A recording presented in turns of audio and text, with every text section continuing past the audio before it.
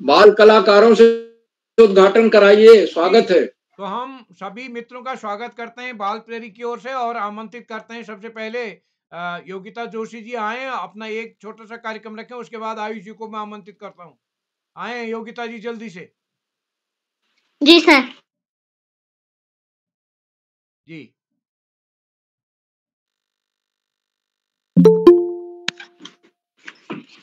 नमस्कार, मेरा नाम है। मैं कक्षा 3 के छात्रा हूँ। मेरे स्कूल का नाम राजकीय प्राथमिक विद्यालय पोखरे है। ईश्वर ने जब है दिया इनको बराबर का हक, फिर क्यों हमने है किया बेटी और पर बेटियों को देगा जो मौका, नाम रोशन करेंगे बड़ों का। क्यों न मिलकर के अब देख दुनिया में सब बेटे बेटे को एक आंखों से, क्योंकि बेटा तो है भाग्य से, बेटियां सौभाग्य से, क्योंकि बेटा तो है भाग्य से, बेटियां सौभाग्य से। धन्यवाद जी। आयुष जी प्रकट हूँ। आयुष जी,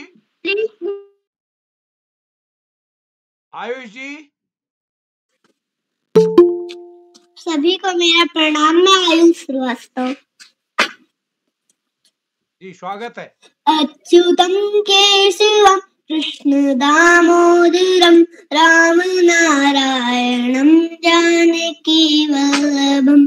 कौन कहता है भगवान खाते नहीं, कौन कहता है भगवान खाते नहीं, जैसे बरी के जैसे खिलाते नहीं। अच्युतम केशवम कृष्ण दामोदरम राम नारायणम जानकी वल्लभम। कौन कहता है भगवान आते नहीं, कौन कहता है भगवान आते नहीं, माँ यशोदा के जैसे बुलाते नहीं। अच्युतम केशवम कृष्ण दामोदरम राम नारायणम जानकी वल्लभम। जी छोटी छोटी गई। छोटी छोटी गैया छोटे छोटे ग्वाल, छोटी छोटी गैया छोटे छोटे ग्वाल, छोटू से मेरो मदन गोपाल। आगे आगे गैया पीछे पीछे ग्वाल, आगे आगे गैया पीछे पीछे ग्वाल, छोटू से मेरो मदनी गोपाल। का खैया गैया का पीने ग्वाल, का खैया गैया का पीने ग्वाल, छोटू से मेरो मदनी गोपाल। चारा खैया गैया दूध पीने ग्वाल, घास खैया गैया मक्खन खैया ग्वाल, छोटू से मेरो मदनी गोपाल। जी सर धन्यवाद। क्या बात है, क्या बात है। वही गजब का डांस, क्या है गजब का डांस। आहा, और क्या गजब का। पांडे सर देखे एक पांव वाला डांस। आहा, बहुत बढ़िया, शानदार शानदार। क्या गजब का, क्या गजब का, क्या गजब का डांस। जी सर धन्यवाद। आभार। शुभ रात्रि। जी आदरणीय आकाश आर्सो सर, पांडे सर शुरू करते हैं। जी बिल्कुल। जी हाँ शुरू करें। सभी मित्रों से निवेदन है अपना माइक बंद कर लेंगे। आप सभी को नमस्कार। मैं बाल प्रहरी और बाल साहित्य संस्थान अल्मोड़ा उत्तराखंड की ओर से आप सभी का स्वागत और हार्दिक अभिनंदन करता हूं। और जैसा कि हम सबके संज्ञान में है, कल विज्ञान दिवस होना है। विज्ञान दिवस की पूर्व बेला पर हम लोगों ने भी अपने आज के कार्यक्रम में विज्ञान दिवस पर परिचर्चा रखी है। कल भी हमारी परिचर्चा जारी रहेगी।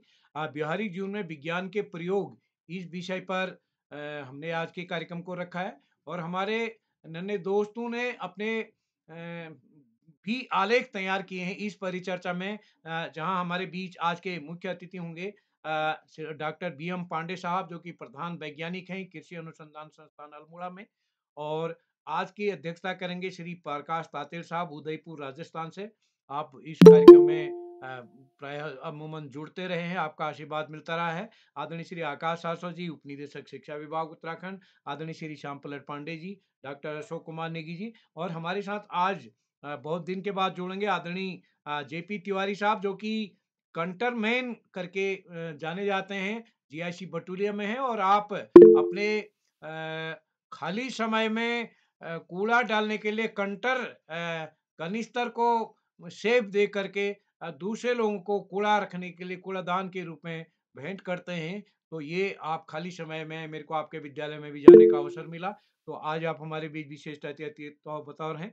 और इस कार्यक्रम में हमारे बीच हमारे सक्रिय साथी होंगे पीयूष पांडे जी, पाखी जैन जी, हर्षित पाठक जी और नीलाक्षी जी, आयुषी श्रीवास्तव जी। और आज के इस कार्यक्रम का संचालन करेंगे हमारे दोस्त ओजस्वी जी, जो कि कक्षा 6 की छात्रा हैं, सेठ आनंद राम जयपुरिया स्कूल गौरीगंज अमेठी से।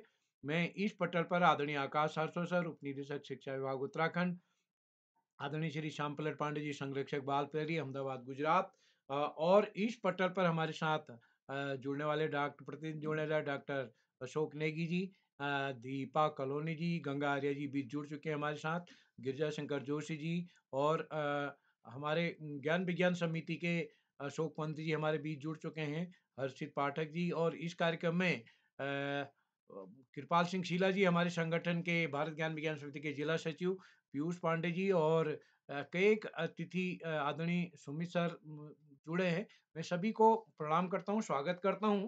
और आज के इस पटल पर जैसा मैंने बताया, व्यवहारिक जीवन में विज्ञान के प्रयोग। मित्रों, कहीं न कहीं हम लोग बचपन में पढ़ते थे तो विज्ञान को एक ऐसा कठिन सब्जेक्ट समझा जाता था, और कम से कम मैं अपनी बात करूं तो हमने तो साइंस साइड ली नहीं इस चक्कर में कि हमको बताया गया कि बहुत ही कठिन होता है। और तो मैं सोचता हूँ दूसरे बच्चे भी कहीं न कहीं विज्ञान से डरते रहें, और विज्ञान को एक प्रयोगशाला का विषय समझ के ये लगे कि बड़ी-बड़ी प्रयोगशालाओं का विषय है, जबकि हम अपने घर परिवार में अगर देखें, हम विज्ञान के छोटे-छोटे प्रयोग प्रतिदिन करते हैं। विज्ञान का व्यवहार में हमारे यहाँ प्रयोग होता है, लेकिन हम कहीं न कहीं विज्ञान से डरते रहे हैं, जबकि विज्ञान अपने आप में एक रोचक विषय है। और कहीं न कहीं अगर देखें तो विज्ञान और वैज्ञानिक सोच क्यों, क्या, क्यों, कैसे, इसको समझने का वो देता है। हम कभी कई बार बात करते हैं, हम किसी की अगर बात पर विश्वास कर लेते हैं कि अमुक ने कहा कि अमुक गधेरे में भूत होता है, तो हम उसको मान लेते हैं। तो विज्ञान कहता है पहले जानो फिर मानो। तो आज के इस पटल में हमारे विद्वान साथी और नन्हे दोस्त अपनी बात इस अवसर पर रखेंगे। तो मैं मंच सौंपता हूँ ओजस्वी जी को। ओजस्वी जी, आप जुड़ चुकी हैं क्या? जी सर, क्या आप तक मेरी आवाज आ रही है? आ रही दोस्त, स्वागत है आपका। जी धन्यवाद सर। विज्ञान है हमारे जीवन का आधार, विज्ञान है हमारे जीवन का आधार, विज्ञान ने की है हर कल्पना साकार, विज्ञान ने की है हर कल्पना साकार, विज्ञान ने की है हर मुश्किल आसान, विज्ञान ने संसार को दिया एक नया अवतार, विज्ञान ने की है हर मुश्किल आसान, विज्ञान ने संसार को दिया एक नया अवतार। ज्ञानदायिनी माँ सरस्वती को मैं कोटिशा नमन करती हूँ, एवं यहाँ पे जितने भी गुरुजन उपस्थित हैं, मेरे सभी गुरुजनों को एवं मेरे सभी साथियों को मेरा प्रणाम। मेरा नाम ओजस्वी है, मैं कक्षा 6 में पढ़ती हूँ। मेरे स्कूल का नाम सेठ आनंद राम जयपुरिया स्कूल है। मैं गौरीगंज अमेठी उत्तर प्रदेश से हूँ। मेरी मम्मी का नाम है श्रीमती सविता वैश्य, मेरे पापा जी का नाम है श्रीमान घनश्याम गुप्ता, और मेरी एक छोटी बहन है जिसका नाम है यशस्वी। मैं इस पटल पर अपने नाना श्री गौरीशंकर वैश्य विनम्र जी के द्वारा जुड़ी। तो जैसा कि आज यहाँ पे कार्यशाला हो रही है, व्यवहारिक जीवन में हमारे विज्ञान के प्रयोग।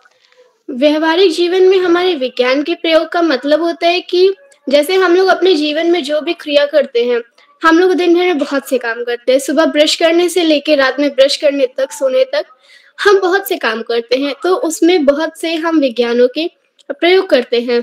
जैसे सुबह ब्रश करने में जो हम पेस्ट इस्तेमाल करते हैं, उस पेस्ट में कहीं ना कहीं रसायन होता है। तो आज के इस कार्यशाला के मुख्य अतिथि डॉक्टर M.B. पांडे जी, प्रधान वैज्ञानिक, विवेकानंद कृषि अनुसंधान संस्थान अल्मोड़ा से, बाल प्रहरी के संरक्षक श्रीमान श्याम पलट पांडे सर जी, अहमदाबाद गुजरात से, उत्तराखंड के उप शिक्षा निदेशक श्री आकाश सारस्वत सर जी, एवं हम सभी के बीच में रोज जुड़ने वाले चैट बॉक्स के माध्यम से हम सभी बच्चों का उत्साहवर्धन करने वाले डॉक्टर अशोक कुमार नेकी सर, बाल प्रहरी के संपादक एवं हम सभी के परम प्रिय मित्र श्री उदय खिरोला सर जी, और आज की अध्यक्षता कर रहे श्री प्रकाश तातेर सर, जो BKD मतलब बच्चों के देश पत्रिका के उप संपादक हैं उदयपुर राजस्थान से, एवं आज के सभी प्रतिभागी, मेरे छोटे बड़े भाई बहन, यहाँ पे उपस्थित सभी गुरुजन, बड़े भाई बहन और छोटे भाई बहनों को मेरा सादर प्रणाम। तो जैसा कि आज यहाँ पे व्यवहारिक जीवन में विज्ञान के उपयोग पर कार्यशाला हो रही है, तो मैं आपको बता दूं इसके बारे में। हमारे दैनिक जीवन में रसायन विज्ञान का बहुत महत्व है। हम रसायनों द्वारा निर्मित वस्तुओं का उपयोग करते हैं। जिस शक्ति से हम प्रतिदिन काम करते हैं वह शरीर में होने वाली रासायनिक अभिक्रियाओं के कारण ही है। धातुकर्म मतलब मेटालर्जी पर किए गए प्रयोगों के परिमाण स्वरूप सोना, चांदी, एल्यूमीनियम, जस्ता आदि धातु तथा इनके मिश्र धातु प्राप्त किए गए हैं। ये धातु और इनके मिश्र धातु हमारे प्रतिदिन जीवन में प्रयुक्त होते हैं। रसायनों के कारण ही कृषि में क्रांतिकारी प्रगति हो रही है। अनेक प्रकार के उर्वरकों आदि जिनसे खेतों की उर्वरा शक्ति बढ़ाई जाती है और फसलों को कीड़ा रोगों से नष्ट करने वाली बहुत सी ऐसी कृषि में ऐसे रसायन आ गए हैं जिसे हम इंग्लिश में पेस्टिसाइड्स कहते हैं। वो हम पेड़ों पे छिड़क करके उन्हें कीड़े मकोड़ों से बचा सकते हैं। एक कहावत है जिसे हम कहते हैं कि अब क्या फायदा जब चिड़िया चुग गई खेत, तो ये उसी से थोड़ा बहुत रिलेट करता है, क्योंकि जब कीटाणु हम सब मतलब जो कीटाणु होते हैं, जो छोटे मोटे कीड़े मकोड़े होते हैं, वो अक्सर खेत में घूमते ही रहते हैं और हमारी फसलों को नष्ट कर देते हैं। इसीलिए उसके लिए हम लोगों ने बहुत सारे पेस्टिसाइड्स भी बनाए हैं। तो ज्यादा समय ना लेते हुए मैं आज के हमारे पहले प्रतिभागी मेरी बहन नीलाक्षी कॉलोनी कक्षा 6 JN public school Tanakpur Champawat से आमंत्रित करती हूँ। बहन, क्या आप उपस्थित हैं? जी दीदी, मैं उपस्थित हूँ। जी दीदी, आपका हार्दिक स्वागत है। आप आइए और हमें आज व्यवहारिक जीवन में विज्ञान के प्रयोग के बारे में हमें कुछ नया बताइए और अपनी प्रस्तुति दीजिए। जी, आप सभी को मेरा प्रणाम। मेरा नाम नीलाक्षी कॉलोनी है। मैं कक्षा 6 की छात्रा हूँ। मेरे विद्यालय का नाम JN पब्लिक स्कूल टनकपुर जिला चंपावत है। तो जैसे कि आप सब जानते हैं, आज हमें विज्ञान दिवस पर परिचर्चा करनी है। व्यावहारिक जीवन में विज्ञान के प्रयोग के बारे में बताना है। तो कार्यक्रम की अध्यक्षता करते हुए श्री प्रकाश तातेर सर, उप संपादक बच्चों का देश उदयपुर राजस्थान से, सर आपको मेरा सादर प्रणाम। कार्यक्रम के मुख्य अतिथि डॉक्टर PM पांडे सर, प्रधान वैज्ञानिक, विवेकानंद कृषि अनुसंधान संस्थान अल्मोड़ा से, सर आपको भी मेरा सादर प्रणाम। एवं कार्यक्रम का सुंदर संचालन कर रही मेरी बहन ओजस्वी, कक्षा 6 कौरीगंज अमेठी उत्तर प्रदेश से। तो मैं आप सभी को विवाह व जनेऊ संस्कार में हल्दी संस्कार का वैज्ञानिक पक्ष बताऊंगी। तो सब आपको हल्दी के बारे में कुछ चीजें बताती हूँ। हल्दी बिहार की प्रमुख मसाला फसल है और हल्दी का उपयोग हमारे भोजन में नित्यादिन किया जाता है। इसका सभी धार्मिक कार्यों में भी मुख्य स्थान है। हल्दी की खोज मार्को पोलो ने की थी। हल्दी को मूल निवास दक्षिण पूर्व एशिया में माना जाता है और हल्दी सब तो अब हम आपको बताती हूँ कि हल्दी सबसे पहले भगवानों में माता पार्वती जी ने लगाई थी। तो जो हल्दी होती है वो वैज्ञानिक पक्ष के अनुसार वो हमारे अंदरूनी, जब भी हमें कहीं चोट लगती है और वो अगर रक्त बाहर नहीं बैठा है लेकिन अंदरूनी ब्लड नहीं निकला है और लेकिन अंदर चोट है, तो हम अगर हल्दी का दूध पिएंगे तो वो अंदर की चोट ठीक हो जाती है। पहला तो एक वैज्ञानिकों के अनुसार ये है कि हमें हल्दी का दूध पीना चाहिए। और शादी, विवाह, जनेऊ संस्कार में हल्दी इसलिए लगाई जाती है, वैज्ञानिक पक्ष के अनुसार उससे चेहरा में जो धब्बे होते हैं वो निकल जाते हैं और चेहरा शादी के लिए बिल्कुल साफ हो जाता है। लेकिन यहीं पे हिंदू धर्म के अनुसार हल्दी इससे लगाई जाती है पवित्रता, उच्चता और अच्छे स्वास्थ्य का प्रतीक है। हल्दी की रस्म का धार्मिक और वैज्ञानिक दोनों में ही बहुत महत्व है, लेकिन हिंदू धर्म के अनुसार यह थोड़ी सी अलग है। हल्दी को शुभ और पवित्र माना जाता है। यह माना जाता है कि हल्दी का लेप लगाने से दुल्हन को आत्माओं से बचाया जाता है, और वैज्ञानिक पक्ष में ये माना जाता है कि हल्दी का लेप त्वचा के लिए भी फायदेमंद होता है और इससे सौभाग्यशाली गुणों से, और वैज्ञानिक भी यही बोलते हैं कि हल्दी का दूध हमें पीना चाहिए, और हल्दी हमारी सारी ही जो भी बीमारियां होती हैं उनके लिए, हल्दी हमारे मुंह में जो दाग धब्बे होते हैं शादी से पहले, विवाह और जनेऊ में ये लगाई जाती है। कहते हैं वैज्ञानिक पक्ष में कि ये जो हमारे मुंह के दाग धब्बे होते हैं ये मिटाती है और चेहरे को साफ सुथरा बनाती है, और चेहरे उससे चमकता है और वो बहुत अच्छा लगता है। तो अब मैं ज्यादा ना बोलते अपनी वाणी को यहीं पर विराम दूंगी। धन्यवाद। जी दीदी, आपकी प्रस्तुति बहुत ही शानदार और सुंदर थी। आपने हमें हल्दी के बारे में वैज्ञानिक और धार्मिक पक्ष दोनों के बारे में बताया। हमें आज आपके द्वारा हल्दी के बारे में बहुत सी जानकारी मिली। धन्यवाद, आपका आभार। तो इसी कड़ी में मैं आमंत्रित करती हूँ मेरे बड़े भाई हर्षित चंद्र पाठक, कक्षा 8, विवेकानंद विद्या मंदिर बागेश्वर से। भैया, क्या आप उपस्थित हैं? जी हाँ बहन, मैं उपस्थित हूँ। जी भैया, हार्दिक स्वागत है। माँ ज्ञानदायिनी माँ सरस्वती को नमन करते हुए मैं आप सभी का हार्दिक अभिनंदन करता हूँ। मेरा नाम हर्षित चंद्र पाठक है। मैं कक्षा 8वीं का छात्र हूँ। मेरे विद्यालय का नाम विवेकानंद विद्या मंदिर इंटर कॉलेज बागेश्वर है, जनपद बागेश्वर है। तो जैसा कि आप सभी को पता है कि आज की इस कार्यशाला में हम सभी को वैज्ञानिक पक्षों के बारे में वार्तालाप करना है। तो मैं भी अपने विषय को लेके आप सभी के सम्मुख अपनी बात रखूंगा कि मेरा विषय साफ सफाई में प्रयुक्त होने वाली रासायनिक चीजों पर है। जो रासायनिक साफ सफाई एक ऐसी प्रक्रिया है जिसमें रासायनिक समाधानों का उपयोग प्रक्रिया रूप से होता है। उपचार, पाइपलाइन, जहाजों और केतलियों और हीट एक्सचेंजर से दूषित जमा और अवांछित संदूकों को साफ करने का अर्थ, और पानी को शुद्धिकरण करते हुए कंडीशनिंग, उपचार या कठिन शोधन भी साफ सफाई के व्यक्तिगत स्वच्छता के लिए लाभकारी होते हैं। तो जैसा कि आप सभी को पता ही है कि साफ सफाई हमारे वातावरण के लिए बहुत जरूरी होती है, और जो साफ सफाई करने से हमारा जो वातावरण होता है शुद्ध होता है, और हम जैसा कि हम प्लांट लगाते हैं, पेड़ पौधे उगाते हैं, उससे हमें भरपूर मात्रा में ऑक्सीजन मिलता है। साफ सफाई से व्यक्तिगत स्वच्छता के कई लाभ होते हैं, जैसे कि हम स्वस्थ रहते हैं। स्वच्छता शरीर के कीटाणु को बेहतर तरीके से उनसे लड़ने में हमारी तरफ से मदद करती हैं। इससे रोग के खतरे हमारे लिए बहुत कम होते हैं और हम स्वस्थ रहते हैं। सकारात्मक माहौल होता है। साफ सुथरे वातावरण में रहने से मन की शांति होती है और सकारात्मक माहौल भी बनता है। जो रासायनिक विज्ञान होता है उससे, ये जो रासायनिक विज्ञान की शास्त्र विज्ञान जो होता है, इसमें इसकी महत्वपूर्ण शाखा है। जो ये शाखा है इसमें कुछ पदार्थ पाए जाते हैं, जैसे कि संघटना, संरचना, गुणों और रासायनिक प्रक्रिया के दौरान जो परिवर्तन इसमें होते हैं, जो अध्यात्मिक किए जाते हैं। तो इसी प्रकार हम अपने वातावरण को साफ रखना चाहिए, जिससे हम बीमार ना हो और कीटाणु हमसे लड़ सके, हमारी बॉडी अच्छी रहे, साफ सुथरी रहे। तो इसी के साथ ही मैं अपनी वाणी को विराम दूंगा। धन्यवाद।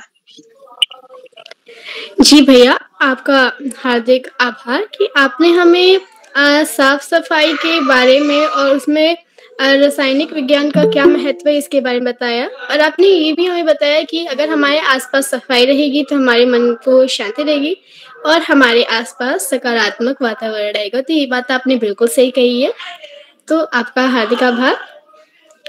गुरुर ब्रह्मा गुरुर विष्णु गुरुर देवो महेश्वरा गुरुर साक्षात पर ब्रह्म तस्मै श्री गुरुवे नमः। मतलब गुरु ही ब्रह्मा है, गुरु ही विष्णु है, गुरु ही महेश्वर शिव है और गुरु ही परम ब्रह्म है, और ऐसे गुरु को हम कोटि कोटि नमन करते हैं।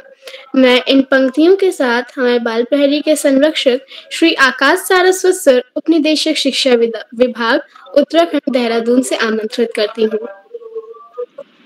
धन्यवाद, बहुत बहुत धन्यवाद। विज्ञान दिवस की पूर्व संध्या पर आयोजित इस विज्ञान संबंधी व्यवहारिक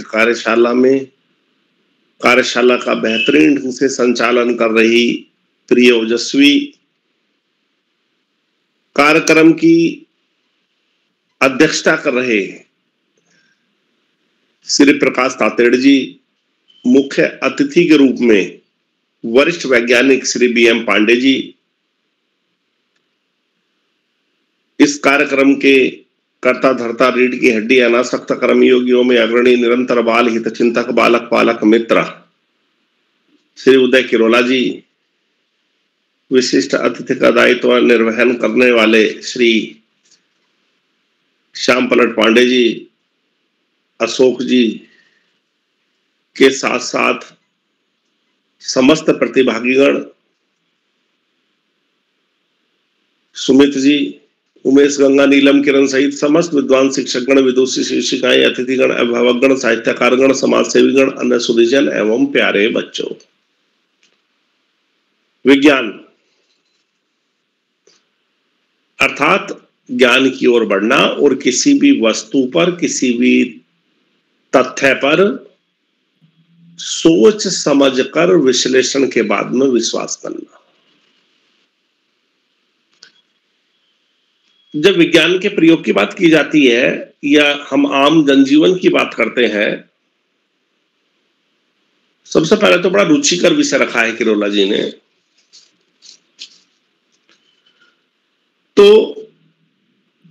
इस प्रदूषण वाली भाग दौड़ की जिंदगी में कतिपय कारणों से बहुत सारी दिक्कतें स्वास्थ्य संबंधी हो जाती हैं, लेकिन अब हम अपने खान पान के द्वारा, अपनी एहतियात के द्वारा काफी हद तक खुद को स्वस्थ रख सकते हैं। जब हम विज्ञान की बात करते हैं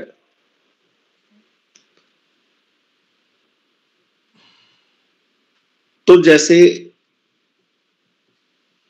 हम आम जनजीवन के बारे में भी हल्दी के प्रभाव की बात की। हल्दी वास्तव में बहुत अच्छी है, लेकिन हल्दी के साथ साथ जब हम पाचन क्रिया या उस सब की बात करते हैं तो हमें अजवाइन याद आती है।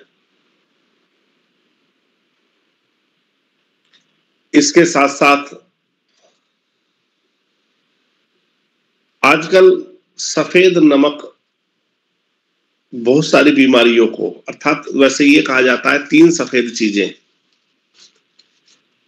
नमक, मैदा और चीनी, स्वास्थ्य के लिए अत्यंत हानिकारक है और इनका कम से कम प्रयोग निश्चित रूप से स्वास्थ्य को बेहतर बना सकता है। और हम सामान्यतः देखते हैं इन्हीं तीनों चीजों का प्रयोग ज्यादातर किया जाता है, जिससे कि बहुत सारी व्याधियां होने का खतरा रहता है। पहले हम मोटे अनाज का बहुत प्रयोग करते थे, अब दोबारा मोटे अनाज का युग वापस आ रहा है, अर्थात हम फाइबर रिच डाइट की बात कर रहे हैं। इम्यूनिटी बढ़ाने में विटामिन सी का बहुत बड़ा योगदान है। आंवला है, नींबू है, संतरा है, माल्टा है। यदि हम कैल्शियम की बात करते हैं, आजकल कैल्शियम की कमी बहुत दिखाई दे रही है, उससे बहुत सारी हड्डियों की बीमारी और बहुत कुछ हो जा रहा है। तो कैल्शियम की प्रतिपूर्ति के लिए यदि हम फलों की बात करें तो अमरूद का फल कैल्शियम रिच फल माना जाता है। हीमोग्लोबिन की बात करें तो लोहे के बर्तनों का प्रयोग, चुकंदर, गाजर, अनार जैसी चीजें आती हैं। और वास्तव में स्व अनुशासन और उचित खान पान के द्वारा हम अपने आप को न केवल स्वस्थ रख सकते हैं, अपितु हम अपने जीवन को सरल भी बना सकते हैं। विज्ञान ने जहां व्यक्ति का जीवन सरल कर दिया है, वहीं पे हम देखते हैं कि बड़ा जटिल भी हो गया है। प्यारे बच्चों, साफ सफाई की बात भी की जा चुकी है। हमें स्वस्थ रहना है तो साफ सफाई को भी फोकस करना होगा। बाल प्रहरी की कार्यशालाएं निश्चित रूप से जन जागरूकता, स्वास्थ्य के प्रति जागरूकता, संस्कारों, नैतिक मूल्यों में वृद्धि करने का कार्य कर रही हैं। बहुत से लोगों में भ्रम होता है कि विज्ञान दिवस, जो हमारे वैज्ञानिक थे जिनको नोबेल पुरस्कार मिला था, सीवी रमन, उनके जन्मदिन पर मनाया जाता है, जबकि वास्तव में विज्ञान दिवस जो उन्होंने खोज की थी, जिसको रमन इफेक्ट नाम दिया गया, उसके आधार पर मनाया जाता है। हम तर्क संगत जीवन जिए, तर्क वितर्क के आधार पर तथ्यों का विश्लेषण करके स्वीकार्य स्वीकार करें, यही वैज्ञानिक भावना है। आज इस महत्वपूर्ण अवसर पर सभी का आभार प्रकट करते हुए, बच्चों को शुभाशीष देते हुए, सभी वैज्ञानिकों को सैल्यूट करते हुए और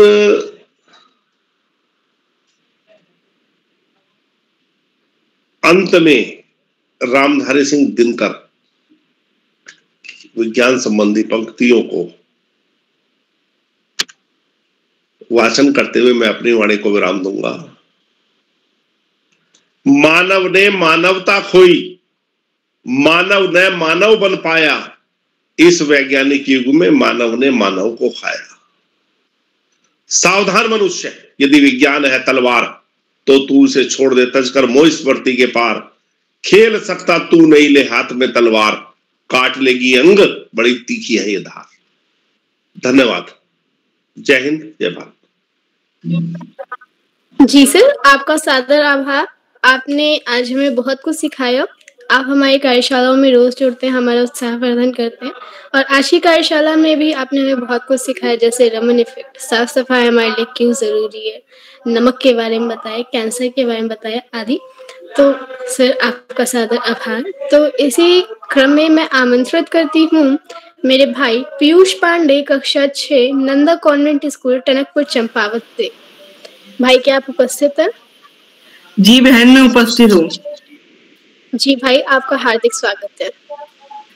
नमस्कार, मैं पीयूष पांडे, कक्षा 6, नंदा कॉन्वेंट स्कूल, टनकपुर, चंपावत से। आज मेरा विषय हमारे घर में उपयुक्त होने वाले रसायन व उनके प्रयोग। बाथरूम व घर के टाइलों की सफाई में हम कीटनाशक द्रव का इस्तेमाल करते हैं, जिससे कि कई कीटाणु हमें नुकसान ना पहुंचाए। कपड़ों को हम तय करके अलमारी में रख देते हैं, वह कपड़े खराब ना हो इसलिए हम उनमें कीटनाशक गोलियां रख देते हैं। गेहूं चावल की बोरियों के हिसाब से, मतलब जो गेहूं चावल होते हैं उनको हम हिसाब से ही खाते हैं। जो बचे गेहूं चावल होते हैं उन पर हम कीटनाशक चीजें रख देते हैं, जिससे वो खराब ना हो, हमारे घर का अनाज खराब ना हो। हम अपने घर की दालों को समय समय पर सुखाते रहते हैं। जैसे हम धूप पर सुखाते रहते हैं दालों को, जिससे दाल खराब ना हो। घर में कई ऐसी चीजें भी होती है जिनका इस्तेमाल हम घरेलू नुस्खों पर करते हैं, जैसे अजवाइन, गंदरानी, मुलेठी, जीरा, काला नमक, हल्दी, अदरक, शहद, सरसों का तेल। कई ऐसी चीजें हैं जो पेट की बीमारी व चोट में फायदा करती है। धन्यवाद। जी भैया, आपका धन्यवाद। आपने हमें बहुत सारी चीज़ों के बारे में बताया, जैसे हमें कपड़े तय करने के बाद उसे सही सलामत रखने के लिए क्या करना चाहिए, दाल, चावल या जो आटा होता है उसे इस्तेमाल करने के बाद हम इसमें कौन सी दवा डालनी चाहिए जिससे वो सुरक्षित रहे। तो धन्यवाद भैया। इसी कड़ी में मैं आमंत्रित करती हूँ अपनी दोस्त पाखी जैन, कक्षा 6, उदयपुर, राजस्थान से। बहन, क्या आप उपस्थित हैं? जी, आभार। सभी को प्रणाम। मैं पाखी जैन, कक्षा 6, उदयपुर, राजस्थान से आज आप सभी के साथ उपस्थित हूँ। आज के इस विज्ञान दिवस पर परिचर्चा पर मैं भी अपनी बात रखूंगी। तो प्रस्तुत है, हमारे घर में कई तरह के रसायनों का प्रयोग किया जाता है। सुबह उठकर ब्रश करना और रात को दोबारा ब्रश करने तक हम अनेक अनगिनत रसायनों का प्रयोग करते हैं। जब हम सुबह उठकर ब्रश करते हैं और जिस पेस्ट का हम उपयोग करते हैं, उस पेस्ट में भी कहीं ना कहीं रसायन का प्रयोग किया जाता है। ब्रश करने के बाद जब हम चाय पीते हैं, तो चाय बनाना भी एक रासायनिक प्रक्रिया ही है। और खाना बनाते समय भी हम फिजिक्स, केमिस्ट्री, बायोलॉजी तीनों बहुत उपयोग में आती है, लेकिन रसायन शास्त्र बहुत मुख्य है और ये सबसे ज्यादा उपयोग में आती है। दाल सब्जियों का गलाना और घर की सफाई, बाथरूम की सफाई आदि में हम रासायनिक शास्त्र का उपयोग करते हैं और रसायनों का। तो इनमें से मैं कुछ रसायन के बारे में आपको बताऊंगी। तो पहला मरकरी, जिसे हम पारा कहते हैं, इसे हम कुमकुम के रूप में प्रयोग लेते हैं। इसका उपयोग थर्मामीटर, बैरोमीटर आदि में होता है। दूसरा सोडियम क्लोराइड यानी नमक हमारी रोजमर्रा की जिंदगी में बहुत काम आता है और खाना कोई भी चीज बनाए सबसे पहले नमक बहुत जरूरी होता है। और ये नमक और ये इलेक्ट्रोलाइट को संतुलन रखने में काम करता है हमारे शरीर में। तीसरा ग्लूकोज, इसे हम शक्कर के रूप में प्रयोग लेते हैं और शक्कर चाय बनाते समय और बहुत सारे जब हम कुछ मीठा बनाते हैं तब ये बहुत प्रयोग आता है। चौथे नंबर पे विनेगर यानी सिरका, अचार में काम आता है और खाने को स्वादिष्ट बनाने में ये काम आता है।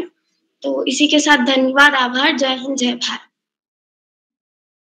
जी बहन, धन्यवाद। आज आपने हमें बहुत सारे रसायनों के बारे में बताया और आपकी प्रस्तुति बहुत ही उत्तम थी। जो सिखा दे एक अंश भी जिंदगी का वो गुरु हो जाता है। जो सिखा दे एक अंश भी जिंदगी का वो गुरु हो जाता है। खुदा ने भेजा है इस दुनिया पर गुरु सिखा के असली खुदा हो जाता है। खुदा ने भेजा है इस दुनिया पर गुरु सिखा के असली खुदा हो जाता है। मैं इन पंक्तियों के साथ आज के हमारे कार्यक्रम के मुख्य अतिथि डॉक्टर BM पांडे जी, प्रधान वैज्ञानिक, विवेकानंद कृषि अनुसंधान संस्थान अल्मोड़ा से आमंत्रित करती हूँ। सर, क्या आप हमारे बीच जुड़े हैं?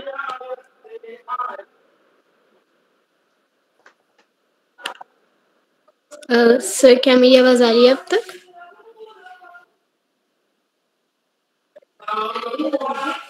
शायद वह अभी हम सभी के बीच जुड़ नहीं पाए हैं। तो आगे बढ़ते हुए मैं आमंत्रित करती हूँ मेरी बड़ी बहन आयुषी श्रीवास्तव, कक्षा 12, झामू, अमेठी, उत्तर प्रदेश से। दीदी, क्या आप उपस्थित हैं? पांडे सर आयुषी जुड़े दीदी, हैं, उनका माइक काम नहीं कर रहा है। आदरणीय पांडे सर, मुख्य अतिथि महोदय, आपकी आवाज नहीं आ रही, माइक तो आपने ऑन किया है। चलिए थोड़ी देर में बुला लेना, माइक ऑन किया, उन्हें आवाज नहीं आ रही। जी सर, नेटवर्क इशू हो सकता है। हाँ जी जी। आयुषी दीदी, क्या आप तक मेरी आवाज आ रही है? जी बहन, क्या आप तक मेरी आवाज आ रही है? जी, आपकी आवाज आ रही है। आपका हार्दिक स्वागत है, अपनी प्रस्तुति दीजिए।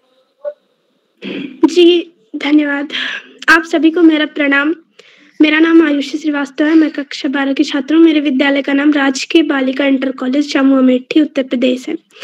तो जैसे कि आज कार्यशाला है हमारे घर में उपलब्ध रसायन व उनके प्रयोग, तो अभी मेरी बहनों ने भाइयों ने बहुत सारे चीज़ों को बताया, तो मैं भी उसी में टूटी फूटी चीज़ें अपनी ओर से जोड़ना चाहती हूँ।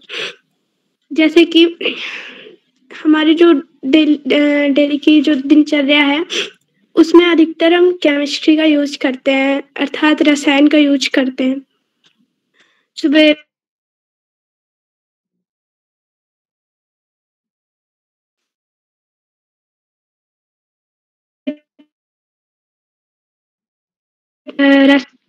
और उसके बाद चाय पिए, वो भी एक रासायनिक पदार्थ ही है। फिर इस तरीके से बहुत कुछ जो हमारी लाइफ से जुड़े हुए हैं, रसायन शास्त्र से जुड़े हुए हैं। तो और सबसे जो मुख्य चीज़ है, जैसे हम जब नहाने जाते हैं तो हम लोग साबुन लगाते हैं, सोप का यूज करते हैं। वो भी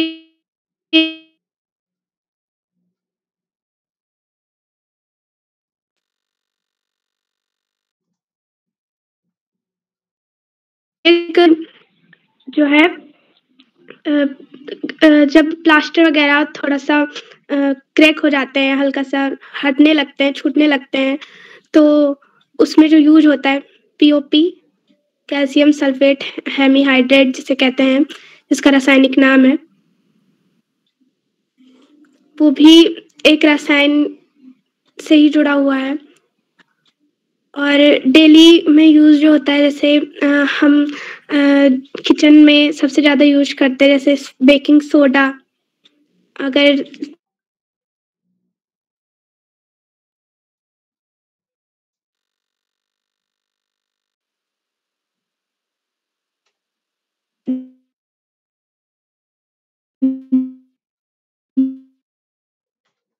दीदी आपकी आवाज नहीं आ रही है।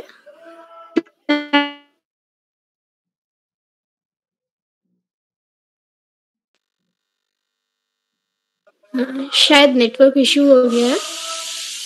आयुषी दीदी, क्या अब तक मेरी आवाज आ रही है?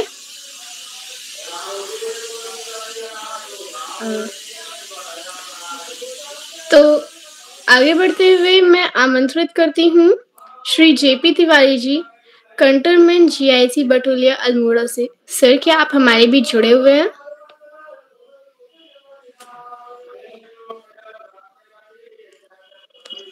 हाँ, हेलो, आवाज आ रही? जी सर, आपकी आवाज आ रही है। आपका हार्दिक स्वागत एवं अभिनंदन है। Okay, thank you. आपका ओजस्वी, बहुत अच्छा संचालन आपका रहा है। बड़ा अच्छा लगता है आप लोगों को सुन के। इस कार्यक्रम के अध्यक्ष महोदय और मुख्य अतिथि महोदय और हमारे बच्चों के दोस्त किरोला साहब, और साथ में हमारे अधिकारी और बड़े कर्मठ जिनसे हम बहुत कुछ सीखते हैं, अपन निदेशक महोदय सरस्वत साहब जुड़े हुए हैं, और साथ में कई हमारे शिक्षक साथी जुड़े हुए हैं, और हमारे स्टूडेंट्स भी बहुत बच्चे इसमें जुड़े हुए हैं। और मैं सबसे पहले धन्यवाद दूंगा किरोला साहब को कि आपने हमको भी इसमें शामिल किया, बच्चों की महफिल में, और ये कहिए कि विज्ञान की महफिल में। और साथ में कल को विज्ञान दिवस है 28 फरवरी को, तो सबको मेरी ओर से शुभकामनाएं हैं। और जैसा कि बच्चों ने अपनी बात को रखा है, बड़े अच्छे ढंग से रखा है उन्होंने, और बात आती है विज्ञान की, और बच्चों ने क्रम से अलग अलग विषयों पर अपनी बातें रखी हैं, और काफी उन्होंने अपनी समझ के अनुसार बहुत महत्वपूर्ण बातें यहाँ पर साझा की। तो विज्ञान की जहां तक बात आती है, मैं विशेषकर बच्चों से ही बात कर रहा हूं। तो विज्ञान, हम जब अपना सुबह प्रातःकाल, बच्चों ने बताया कि अपना रोजमर्रा की जिंदगी को जीना शुरू करते हैं, उसके साथ शुरू होता है, और रात को सोते समय तक विज्ञान हमारे साथ रहती है। अब इसके कई पहलू हैं कि हम विज्ञान किसको कहें। पहले जब विद्यालयी शिक्षा चलती थी, जो एजुकेशन सिस्टम था, उसमें स्टूडेंट्स का एक ऐसा ग्रुप भी होता था तो विज्ञान की बुक्स से परिचित कम हो पाता था, वो हमारे आर्ट स्ट्रीम में ज्यादा शामिल होता था। और आज की एजुकेशन में समय के अनुसार जो है वो साइंस एक पार्ट है एजुकेशन का और वो कंपलसरी है। दूसरा, विज्ञान का जो अपना डेली लाइफ में यूज है वो एक पहलू वो है, और दूसरा विज्ञान कहाँ पहुंच गया दूसरा पहलू है। और जो भी हम आज अभी हमारे बच्चे जैसे बता रहे हैं कि हम इन रसायनों का प्रयोग करते हैं, हमें फलाने आयुर्वेद में ये वाले रसायन मिलते हैं, फलानी चीजों से हमको पौष्टिकता मिलती है और हमको स्वच्छता का ध्यान रखना चाहिए, तो ये सब चीजें जो बताई हैं वो विज्ञान के द्वारा ही बताई गई हैं। और विज्ञान किसी भी बात को प्रयोगों से सिद्ध करता है, तब उसके बाद ही उसको व्यवहारिक स्वरूप में लाता है। और उसके लिए आज के समय में सबसे बड़ी जो आवश्यकता है वो है वैज्ञानिक दृष्टिकोण को विकसित करने की। मुझे बहुत अच्छा लगता है बड़ी संख्या में छात्र वैज्ञानिक दृष्टिकोण अपना रहे हैं, और आने वाला समय साइंस की एज है। और जहां तक विज्ञान के, अभी सारस्वत साहब ने बहुत अच्छी बात कही कि साइंस ने हमारी लाइफ को बहुत इजी बनाया है अगर हम उसका सही प्रयोग करें, और अगर हम उसका सही उपयोग न करें, उसका दुरुपयोग करें, फिर वो हमारे लिए एक बहुत बड़ा खतरा भी बन सकता है। जहां तक दैनिक जीवन के प्रयोगों की, जो हम अपने दैनिक जीवन में विज्ञान को जीते हैं, तो आप प्रातः काल, जैसे एक बच्चे ने बताया था कि हमारी जो लाइफ होती है वो ब्रश करने से स्टार्ट होती है, उसके बाद आप गाड़ियों में बैठते हो, उसके बाद विभिन्न स्थानों में जाते हो। आज हरित क्रांति के बाद भारत में इतना अच्छी एग्रीकल्चर है, तो एग्रीकल्चर के फील्ड में एक अलग विज्ञान का एस्पेक्ट है, उसमें विवेकानंद के वैज्ञानिक महोदय यहाँ पर बैठे हुए हैं, तो हमारे लिए सौभाग्य की बात है। तो एक साइंस वहां काम कर रही है। आप देख सकते हैं कि नई नई किस्मों का आजकल जो है प्रयोग हो रहा है, और इतनी जेनेटिक इंजीनियरिंग ने जो है पूरी साइंस की जो एक हमारी हरित क्रांति थी उसकी पूरी परिभाषा बदल दी। आज आप देख सकते हैं जो अल्मोड़ा से वैज्ञानिक महोदय जुड़े हुए हैं, उनके संस्थान ने ऐसी ऐसी किस्में बनाई हैं जिनसे हमको बहुत फायदा है। हमने स्वरूप बदल दिया है पूरे फसलों का, पूरे फलों का, जो भी खाद्य उत्पाद है उनके स्वरूप को बदला है, तो उसके पीछे विज्ञान है। और विज्ञान के पीछे एक बहुत बड़ा शोध होता है। जैसा कि मैंने आपको बताया कि विज्ञान किसी भी बात को प्रमाणिक तौर पर सिद्ध करता है, उसके बाद ही उसकी बात करता है। तो विज्ञान ने हमको बहुत कुछ दिया है, चाहे वो कृषि का क्षेत्र हो, चाहे वो चिकित्सा का क्षेत्र हो। अभी कोरोना का आपने देखा कि कोरोना का जब समय आया तो विज्ञान ने क्या किया वो सब लोगों के लिए देखने लायक है, और उसमें हमारे देश के वैज्ञानिक भी बड़े बधाई के पात्र हैं कि आपने इतने जल्दी समय में कोरोना का टीका डेवलप कर दिया, जो कि एक बहुत बड़ी वैज्ञानिक उपलब्धि थी। हम कहां विज्ञान में आगे बढ़ गए हैं आप देखिए। अभी हमने अमेरिका में एलन मस्क ने, अपने बच्चों को पता होगा कि वहां पर उन्होंने एक ऐसी चिप बनाई है कि ह्यूमन बीइंग के वो ब्रेन में लग जाएगी, उसके बाद वो अपने आप कंप्यूटर ब्रेन चलाते रहेगा, माउस इत्यादि में आपने कुछ नहीं करना है। इसी प्रकार से आज हम मंगल में पहुंच रहे हैं। तो विज्ञान की जो इन सब खोजों के पीछे छोटी छोटी खोजें होती हैं, ये वैज्ञानिक सोच के बाद खोजें होती हैं। न्यूटन ने कहा कि पेड़ से फल नीचे गिरा, तो आप देख सकते हैं उस थ्योरी पर सिद्धांत छोटा सा था, और उस सिद्धांत पर आज हम कहां पहुंच गए हैं। इसी प्रकार के कंप्यूटर के इस युग में आप देखें, अभी हम गूगल मीट पे हम लोग बात कर रहे हैं, मैं अपने छोटे छोटे नन्हे मुन्ने बच्चों को देख पा रहा हूं, आप मुझे देख पा रहे हैं, और अपनी बातें हम घर बैठ के साझा कर रहे हैं। नहीं तो ऐसी कॉन्फ्रेंस कराने के लिए किरोला साहब को वहां उदयपुर से और कहां से बच्चे हमारे जुड़े हुए हैं, उधर से बच्चों को बुलाना पड़ता, जो कि बड़ा असंभव कार्य था। यहाँ पर अपनी बातों को कर पा रहे हैं और अपनी बातों को एक दूसरे से साझा कर पा रहे हैं। तो मीन्स मेरे कहने का मतलब यह है कि विज्ञान ने कोई एक फील्ड में तरक्की नहीं की है, विज्ञान हर क्षेत्र में आगे बढ़ा है, चाहे कृषि का क्षेत्र हो, एग्रीकल्चर के क्षेत्र हो, एजुकेशन का क्षेत्र हो। अब आप सब स्कूलों में आप देखिए, आप लोग स्मार्ट बोर्ड में पढ़ रहे हैं, कितनी हमको सुविधा है। आप जो भी आपको चीजें बात समझ में नहीं आ रही तो आप यूट्यूब आपके पास है, आपके पास व्हाट्सएप आपके पास है। अब वही चीज है कि हम इन विज्ञान की देन का, विज्ञान के इन वरदानों का किस प्रकार से फायदा उठाते हैं, हम इसका यूज करते हैं या मिसयूज करते हैं। एक तरफ हम आज मंगल ग्रह में जा रहे हैं, तो दूसरी तरफ आप देखिए रसिया, यूक्रेन और इधर कंट्रीज में किस तरह से विज्ञान का दुरुपयोग हो रहा है। ये सब चीजें तब हैं जब हम इसके महत्व को समझेंगे और इसके पॉजिटिव वेज में ह्यूमन बीइंग चलेगा। इसके जो सकारात्मक जो इसका पहलू है उसको लेके हम चलेंगे तो विज्ञान हमको बहुत कुछ दे रहा है और डेली लाइफ से लेकर के वो हमारे एक बहुत बड़े इंटरनेशनल लेवल पे साइंस बहुत कुछ अभी आगे बढ़ा है। और निश्चित रूप से जिस राष्ट्र की सोच वैज्ञानिक सोच होगी वो राष्ट्र निश्चित रूप से उन्नति करेगा। तो आप देख सकते हैं कि हम वैज्ञानिक, अब हमारी आवश्यकता क्या है? हमारी आज की आवश्यकता यह है कि बच्चों का जो सोच है, जो हमारे विचार हैं, वो वैज्ञानिक विचारधारा हो, हमारी सोच वैज्ञानिक सोच हो। हम छोटी छोटी चीजों को ऑब्जर्व करना सीखें और उसके लिए हमारे विद्यार्थियों के लिए हमारी गवर्नमेंट ऑफ इंडिया ने, गवर्नमेंट ऑफ उत्तराखंड ने, स्टेट्स की गवर्नमेंट ने बहुत कुछ सुविधाएं दी हैं आपको। आप विज्ञान महोत्सव होते हैं, साइंस एग्जीबिशन आपके यहाँ होते हैं, आप उसमें पार्टिसिपेट करिए। आपके यहाँ नेशनल चिल्ड्रन साइंस कांग्रेस होती है, उसमें पार्टिसिपेट कीजिए। आपके यहाँ विभिन्न प्रकार के मैथ विजार्ड होते हैं और भी साइंस से रिलेटेड एक्टिविटी, उनमें प्रतिभाग कीजिए। इंस्पायर अवार्ड के जो प्रोग्राम होते हैं आप उसमें पार्टिसिपेट कीजिए। तो निश्चित रूप से जब आप विज्ञान की ओर बढ़ेंगे, और विज्ञान बहुत ही सरल विषय है क्योंकि विज्ञान समझ को बढ़ाता है और अब इतना इसको सरलीकरण कर दिया गया कि कोई भी चीज ऐसी नहीं है जिसको हम समझ न पाए। तो कहने के लिए बहुत कुछ है। तो मैं किरोला साहब को, उन्होंने मेरे को यहाँ पर आमंत्रित किया और उनको धन्यवाद भी देता हूं कि बच्चों के सर्वांगीण विकास के लिए आप वहां पर प्रत्येक सब्जेक्ट को लेते हैं, हर विषय को आप वहां पर टच करते हैं और हमारे पूरे राष्ट्र के बच्चों को आपने जोड़ने का काम किया है। तो मैं अपने सभी बच्चों को विज्ञान दिवस की शुभकामनाएं देता हूं और उनके उज्जवल भविष्य की कामना करता हूं और उनसे आशा करता हूं कि वो विज्ञान से संबंधित विभिन्न क्रियाकलापों में प्रतिभाग करें और वैज्ञानिक सोच को आगे बढ़ाने के लिए वो काम करें, वो गांव में काम करें, लोगों को विज्ञान की कुरीतियां जो हैं, सामाजिक जो कुरीतियां जिनको विज्ञान प्रूफ नहीं करता है, उनको हटाने के लिए काम करें।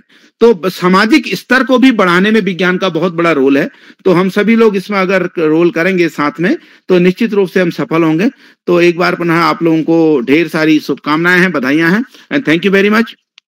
ओके, आपका सादर आभार सर, आपने हमें आज इतनी सारी महत्वपूर्ण बातें बताई। और जैसा कि आपने बताया कि हम लोग को साइंस एग्जीबिशन में पार्टिसिपेट करना चाहिए, तो हम लोगों ने 2 मतलब आज और कल का समय लेकर के एक साइंस एग्जीबिशन के लिए प्रिवेंटिंग डिफॉरेस्टेशन का IR सेंसर का इस्तेमाल करके हम लोगों ने बनाया है एक प्रोजेक्ट, जिसका कल हम लोग का एग्जीबिशन लगने वाला है। बहुत बढ़िया बेटा, बहुत शुभकामनाएं। जी धन्यवाद सर। मैं आमंत्रित करती हूँ आज के मुख्य अतिथि डॉक्टर BM पांडे सर जी को। सर क्या आप हमारे बीच जुड़े हुए हैं अभी? क्या मेरी आवाज आप तक पहुँच रही है? जी सर, आपकी आवाज आ रही है। मैं आपके लिए कुछ पंक्तियां प्रस्तुत करना चाहती हूँ। जो सिखा दे एक अंश भी जिंदगी का वो गुरु हो जाता है, जो सिखा दे एक अंश भी जिंदगी का वो गुरु हो जाता है। खुदा ने भेजा है इस दुनिया पर गुरु सिखा के असली खुदा हो जाता है। खुदा ने भेजा है इस दुनिया पर गुरु सिखा के असली खुदा हो जाता है। सर आपका हार्दिक स्वागत है एवं अभिनंदन है और मैं हम सब आप सभी को कोटि कोटि नमन करते हैं। आपका बहुत बहुत धन्यवाद। सर्वप्रथम तो मैं उदय किरोला जी का हार्दिक धन्यवाद दे देना चाहूंगा कि उन्होंने इस मंच पर मुझे आमंत्रित किया और ये आदरणीय सारस्वत जी और पांडे जी, नेगी जी, तिवारी जी और हमारे प्यारे प्यारे बच्चों, आप सभी लोगों को विज्ञान दिवस की पूरी संध्या पर हार्दिक शुभकामनाएं। और भी इतनी अच्छी अच्छी बातें अभी सभी ये बच्चों ने बताई और इतनी ज्ञानवर्धक जानकारी यहाँ पर है, तो बहुत ही अच्छा लगा। जैसे अगर हम हल्दी की बात करें तो हमारी बेटी दीपा जी ने पूरे उसके बारे में बताया, लेकिन मैं एक चीज और आप लोगों को ये बताना चाहता हूँ। हल्दी हम इतने सैकड़ों सालों से प्रयोग कर रहे हैं अब अपने देश में, लेकिन जब ये पेटेंट का जमाना आया तो अमेरिका के 2 लोगों ने इसका वहां पेटेंट फाइल किया और अमेरिका ने इस हल्दी का पेटेंट ले लिया। तो उससे क्या होता था कि पेटेंट का मतलब कि अब हल्दी का प्रयोग, कोई भी उस प्रोसेस को प्रयोग करेगा तो उसका पैसा उनको देना पड़ेगा। लेकिन ये बहुत अच्छा हुआ, भारत सरकार चूंकि हमारे पास पूरे अपने ग्रंथ थे, सारी चीजें थी जिनसे कि हम साबित कर पाए वो, तो फिर 2 साल के बाद वो अमेरिकी संस्थान को वो पेटेंट रद्द करना पड़ा, क्योंकि उसमें कोई नवाचार नहीं था, कोई भी इनोवेटिव आइडिया उसमें नहीं था। ऐसे ही साफ सफाई के बारे में बहुत सारे लोगों ने बात की। ये वाकई हमारे देश में साफ सफाई की जो एक जरूरत है, जो एक मुहिम चली है पिछले करीब 9 साल से, तो वो ऐसे ही अगर जारी रहे तो बहुत ही अच्छा होगा।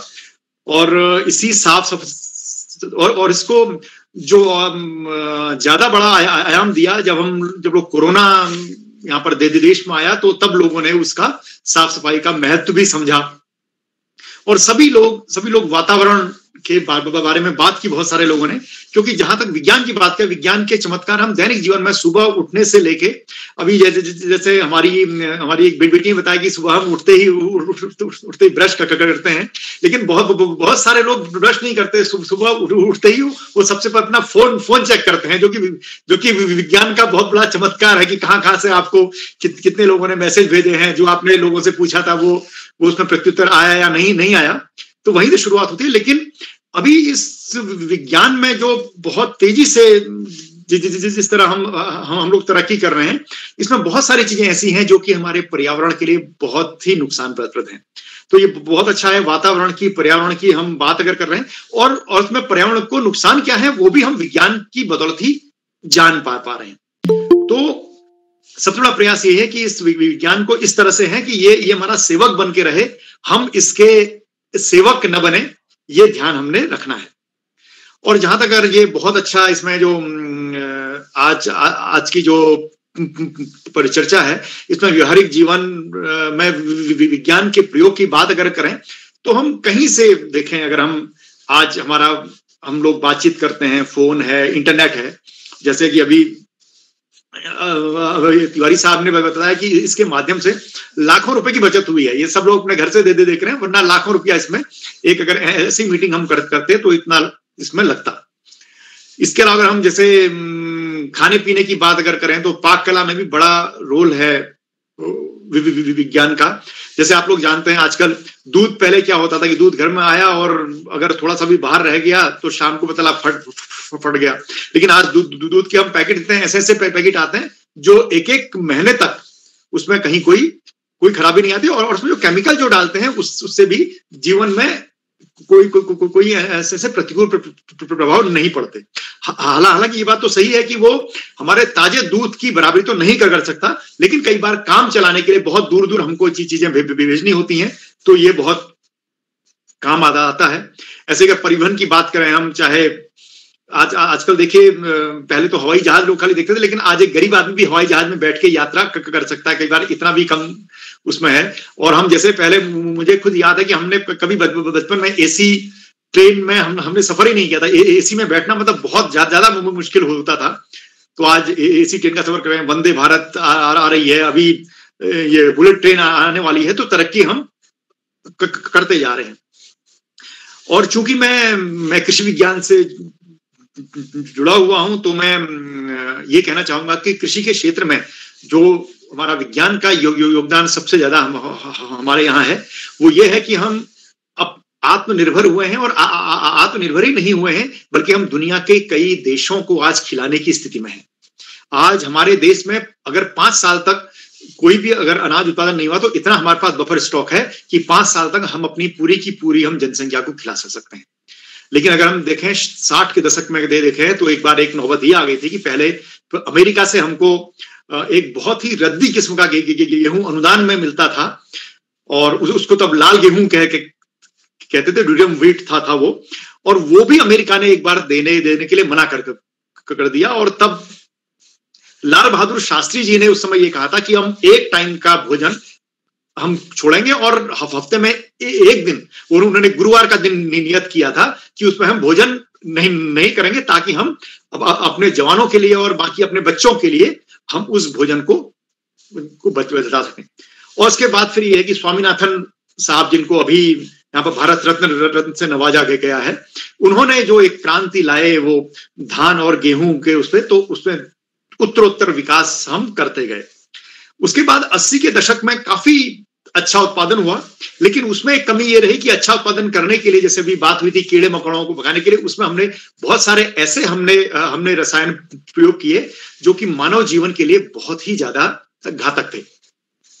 एक मतलब 90s में एक दिल्ली में जो लोग रहते हैं, तो उनके जो मदर के जो ब्रेस्ट मिल्क का एक बार सैंपल ले लिया गया था, तो उसमें डीडीटी के अंश थे, जो कि हम उस समय 70 और 80 के दशक में जो हम कीटनाशक प्रयोग कर रहे थे, तो वो पूरे हमारे फूड चेन में तक आए। लेकिन उसके बाद उत्तर विज्ञान ने जो विकास किया, आज आप देखते हैं कभी कोई कृषि रसायन अगर आप देखते हैं तो उसमें लेबलिंग रहती है, एक रेड लेबल रहता है, एक ब्लू रहता है, ये येलो रहता है और एक ग्रीन रहता है। आज सारे के सारे जो बात हो रही है वो ग्रीन लेवल वाले रसायन को हम ज्यादा से ज्यादा हम प्रयोग करें तो हम उसकी बात करते हैं, क्योंकि उसका क्या होता है, वो 5-6 दिन में ही उसके जो विष होता है वो खत्म हो जाता है, उसका फिर उस पर कोई भी प्रतिकूल प्रभाव हमारे खाद्यान्न पर नहीं पड़ता, लेकिन वो कीट और बीमारी को रोकने में लाभप्रद रहता है। और इसके साथ साथ हम जैसे कीट नियंत्रण के लिए आजकल बहुत सारे अन्य जो बायोलॉजिकल कंट्रोल की बात करते हैं, उसमें भी अच्छे शोध हो रहे हैं। तो धीरे धीरे हम इसको ये करें, किसी भी तरीके से हमारा खान पान जो है, जो हम कहते हैं ना ऑर्गेनिक की बात करते हैं, और हमारे उत्तराखंड में तो पूरा ऑर्गेनिक सबसे ज्यादा है, क्योंकि यहाँ पर सबसे बड़ी बात यह कि हमारे रसायनों की और जो हमारे उर्वरक हैं उनकी यहाँ पर पहुंच ही नहीं थी, तो उसका एक हमें लाभ सा मिला ये कि हमारा खान पान रहा, और बड़ा अच्छा जो हमारे पहाड़ में लोग बीमार नहीं पड़ते हैं, तो उसका सबसे बड़ा कारण ये है कि खान पान में उनके बहुत ज्यादा विषाक्तता उसमें नहीं है। और सबसे बड़ी बात जो ये कही कि आज हम इस देश में हैं जहां पर एक वैज्ञानिक सोच है, वरना हमारे ही विश्व में एक दौर ऐसा आया था जब एक वैज्ञानिक गैलीलियो ने ये कहा था कि पृथ्वी सूर्य के चारों ओर चक्कर लगाती है, तो वहां पर पोप और चर्च ने उनको जेल में फिर डलवा दिया था। उनको माफी मांगनी पड़ी, लेकिन तब भी वो ताउम्र वो नजरबंद रहे, और उसी वो नजरबंदी में उनकी जान भी गई। तो बस मेरा कहना यही है कि हम कोशिश करें कि किस तरह से इस विज्ञान को हम लोग शांति के लिए लाएं, और इससे कम युद्ध हो उससे, और सभी लोगों को सब सुरक्षित और जो न्यूट्रिशियस जो भोजन मिले वो इस विज्ञान से लें। इसी के साथ मैं अपनी वाणी को विराम देता हूं। बहुत बहुत धन्यवाद। और आज सबसे पहले आज के ये सफल संचालन के लिए मैं सविता जी को बहुत बहुत साधुवाद देना चाहता हूं। धन्यवाद जी सर, आपका सादर आभार। घनी काली निशान में भी राह जुगनू ही दिखाते हैं, घनी काली निशान में भी राह जुगनू ही दिखाते हैं, कभी रुकना न सीखा जो वहीं आगे बढ़ा होगा। मन अंतस को छू जाती है भावों की शीतल मंद बया, पाकर निश्चल ने पीयूष मन देता सब कुछ वार। मैं इन पंक्तियों के साथ बाल प्रहरी के संरक्षक श्री श्याम पलट पांडे सर, पूर्व आयकर आयुक्त अहमदाबाद गुजरात से आमंत्रित करती हूँ। सर, क्या मेरी आवाज आ रही है? बहुत बहुत धन्यवाद, बहुत बहुत हार्दिक आभार। प्रिय ओजस्वी, बहुत सुंदर संचालन किया आपने, शानदार संचालन, आत्मविश्वास से भरा हुआ। आप पहले भी संचालन कर चुके हैं इस पटल पर, आपको मैं कुशल संचालन के लिए बहुत बहुत हार्दिक बधाई। आज विज्ञान दिवस पर चर्चा चल रही है, कल विज्ञान दिवस है, उसकी पूर्व संध्या पर यह परिचर्चा है। यहाँ से जुड़े हुए सभी महानुभावों को, बच्चों को मैं विज्ञान दिवस की हार्दिक बधाई देता हूँ। आज के कार्यक्रम के अध्यक्ष आदरणीय श्री प्रकाश सात्योरी जी, जो सह संपादक हैं बच्चों का देश पत्रिका के, जो राष्ट्रीय स्तर की पत्रिका है, आदरणीय वीएम पांडे जी, प्रधान वैज्ञानिक विवेकानंद कृषि अनुसंधान संस्थान अल्मोड़ा, आदरणीय आकाश सारस्वत जी, आदरणीय डॉक्टर नेगी जी, और आदरणीय जीपी तिवारी जी, कंटरमैन जीआईसी पुरुलिया, और इस कार्यक्रम से जुड़े हुए हमारे प्यारे परम प्रिय मित्र बच्चे। बड़ी रोचक परिचर्चा है आज की, और इसमें हमारे व्यवहारिक जीवन में विज्ञान का क्या प्रयोग है। जब हम प्रातःकाल उठते हैं तब से लेकर के वो सोने तक विज्ञान का ही प्रयोग चलता है। आज हम टूथपेस्ट करते हैं उठने के बाद, लेकिन गांव में रहने वाले लोग टूथपेस्ट महंगा है, मंजन महंगा है, तो नीम के दातून करते हैं या बबूल के दातून करते हैं। दातून जब वो उसको चबाते हैं तो उससे एक केमिकल पैदा होता है और उनको स्वस्थ रहता है। और ये नीम के दातून, बबूल के दातून की परंपरा आज नहीं, हजारों साल से चली है, आज भी है वहां। और हर गांव में, हर घर के आंगन में या पास एक दो नीम के पेड़ होते हैं जो उनकी इस आवश्यकता की पूर्ति करते हैं। जैसे मैं बताऊं, मेरा जन्म जिस गांव में हुआ, मेरे घर के सामने एक नीम का पेड़ था जो आज 125 वर्ष का हो गया। आज भी घनी छाया देता है, उसमें फल नहीं लगते हैं, अब उससे लोग दातून तो नहीं तोड़ पाते हैं, लेकिन आज भी वो जीवित, सूखा नहीं, किसी आंधी में टूटा नहीं। तो नीम का पेड़ या नीम के दातून हमारे जीवन का बहुत बड़ा अंग थी एक समय ऐसा। आज तो टूथपेस्ट आ गया है, कॉलगेट है और बहुत सारी कंपनियां टूथपेस्ट बना रही हैं। लोग बच्चे टूथपेस्ट कर रहे हैं, शहरों में महंगे महंगे टूथपेस्ट आ रहे हैं, सस्ते सस्ते आ रहे हैं। जो जितना खर्च कर सकता है वो उसी हिसाब से चलता है। हमारी दिनचर्या विज्ञान के जो बनाए हुए रसायन है उन्हीं से शुरू होती है। आज जितनी दवाइयां बन रही हैं, प्राणरक्षक दवाइयां हैं, वो सब केमिकल्स है।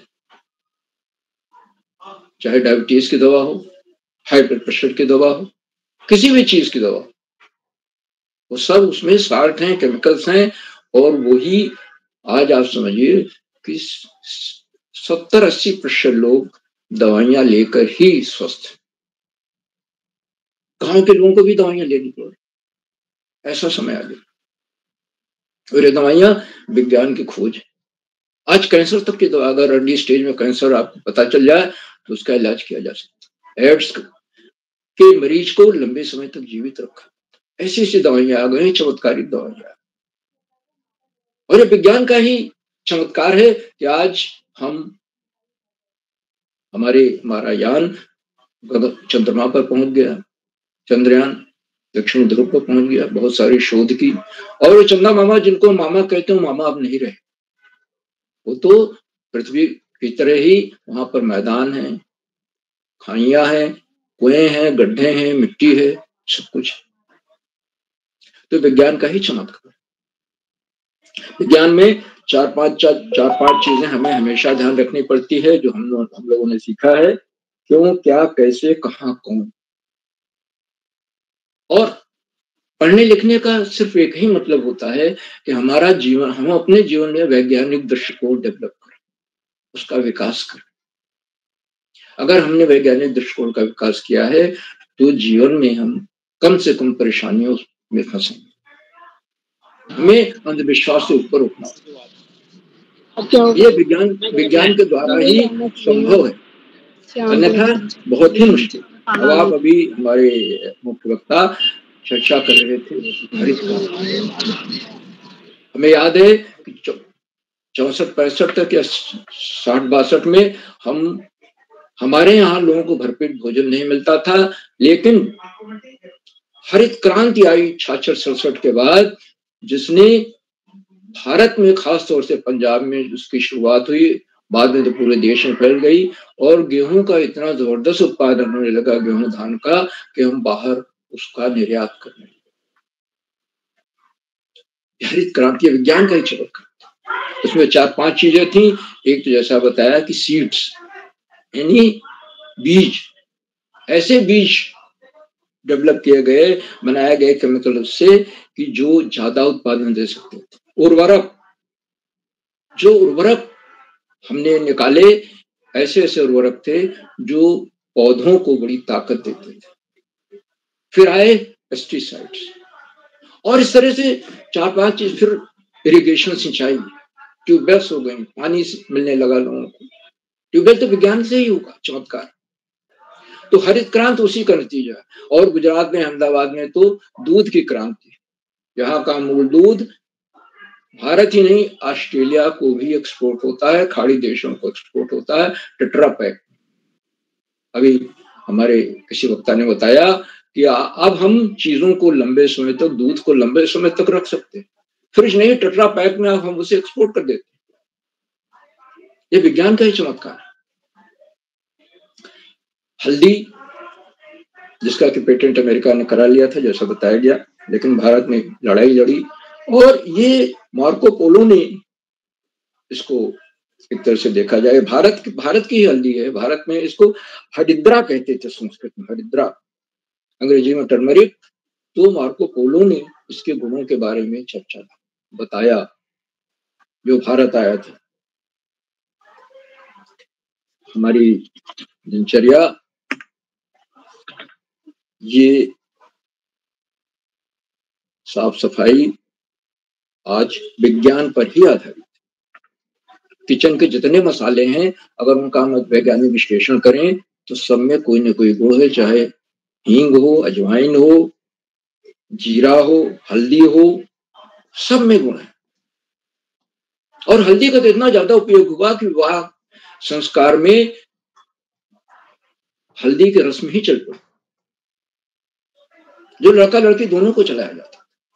और जब विवाह के निमंत्रण पत्र आता है तो उसमें हल्दी की रस्म का भी जिक्र होता है। इतनी महत्वपूर्ण है।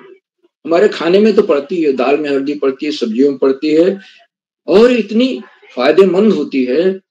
और कहते हैं कि ये हमारी जो रोग प्रतिरोधक क्षमता है उसमें भी वृद्धि करती है। इसी तरह से हम अब आजकल होली पर जो केमिकल रंग खेलते हैं उससे बच रहे हैं। घर में रंग बना लेते हैं, टेसू को, फूलों को उबाल कर और उनको पीस कर बना लेते हैं, हरी पत्तियां पीस कर बनाते हैं और उसकी बड़ी विधि हुई है, उसकी पुस्तकें हैं। तो विज्ञान के जहां चमत्कार हैं वहां विज्ञान के से हमारी हानियां, उन हानियों से हमें बचना और तभी हम विज्ञान के फायदों को सही मायने में उनका इस्तेमाल कर पाए। आज विज्ञान का ही चमत्कार है कि हमारा जो भारत में जो एक जीवन जो था, प्रति व्यक्ति औसत जीवन जो जनसंख्या का निकाला गया था, महिलाओं का 69 साल था, पुरुषों का 68 था, वो बढ़ गया। उसका कारण यही है लोगों को भरपेट भोजन मिल रहा है, दवाइयां मिल रही हैं, स्वस्थ वातावरण मिल रहा है।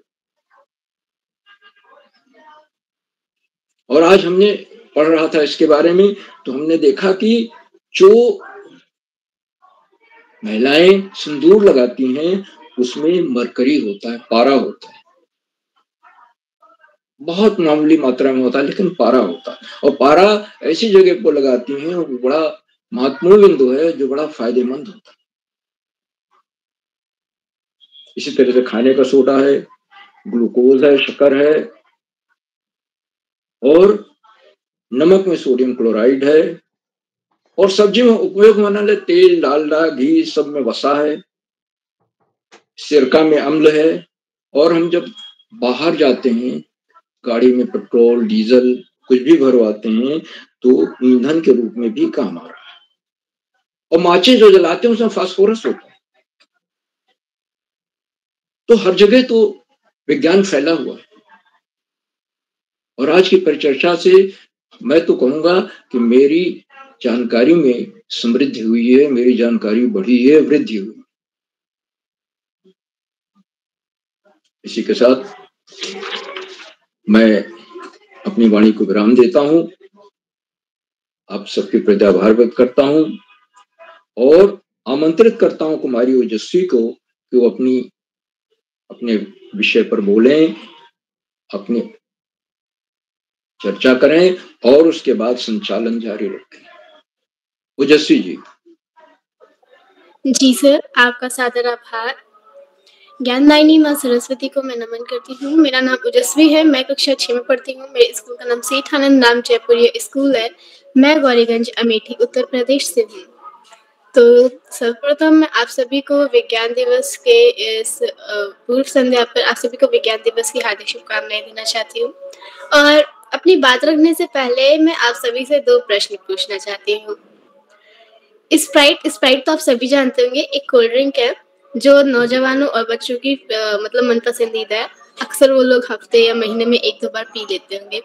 तो प्रश्न ये है कि स्प्राइट में कौन कौन से रसायन, मतलब कौन कौन से केमिकल्स मिले होते हैं?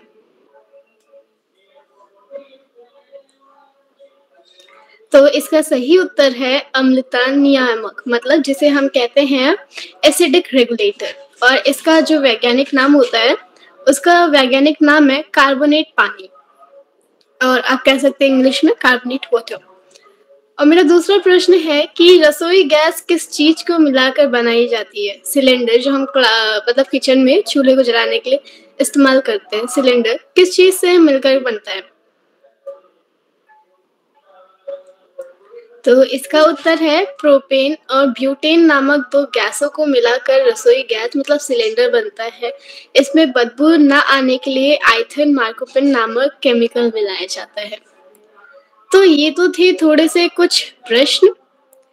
तो अब मैं अपनी बात रखती हूँ कि जैसा कि हम सभी जानते हैं कि सुबह उठने से लेकर के, जब हम सुबह सो करके उठते हैं तब जाते हम ब्रश करते हैं, नहाते हैं, नहाने में हम लोग साबुन यूज करते हैं, ब्रश करने में हम लोग पेस्ट लगाते हैं, और इन सारी चीजों में फिर जाकर हम लोग खाना खाते हैं। खाने में भी जब हम लोग नाश्ता करते हैं तो हम लोग बहुत सारी चीजें, जैसे पराठे तो खाते हैं, उसमें जैसे अजवाइन, तेज पत्ता, ये सब अगर पड़ा होता है पराठा सब्जी में, तो ये सब भी जो मसाले हैं वो भी कहीं ना कहीं हमारे विज्ञान से ही संबंधित है। हमारे लिए बहुत ही काम की चीजें होती हैं ये सब। तो जो ये सारी चीजें हैं हम लोग के बाद कहाँ, मतलब आप ये कह सकते हैं सिंपल से कि सुबह उठने से लेकर के शाम तक हम लोग दिन भर लगभग विज्ञान से ही जुड़े रहते हैं हर समय। अब जैसे अगर आप लोग स्कूल का ही एग्जाम्पल ले लें, अगर आप लोग स्कूल जाते हैं तो वहाँ पे अब तो ब्लैक बोर्ड, ग्रीन बोर्ड पे तो बहुत कम स्कूलों में पढ़ाई होती है, वरना लगभग हर स्कूल में इंटरेक्टिव पैनल्स आ गए हैं, जिसके द्वारा हम गूगल से, क्रोम से, किसी भी चीज़ से सर्च करके उससे स्कूल के वाईफाई से कनेक्ट करके हम लोग उस पर अपने वीडियोस देख सकते हैं। जो हमें टॉपिक समझ में नहीं आ रहा होता है, टीचर्स हमें उसको वीडियो दिखाते हैं, उसकी पिक्चर्स के थ्रू हमें समझाते हैं। तो ये तो था एक स्कूल का एग्जाम्पल। अब स्कूल जब हम लोग जाते हैं तो ट्रांसपोर्ट भी यूज़ करते हैं।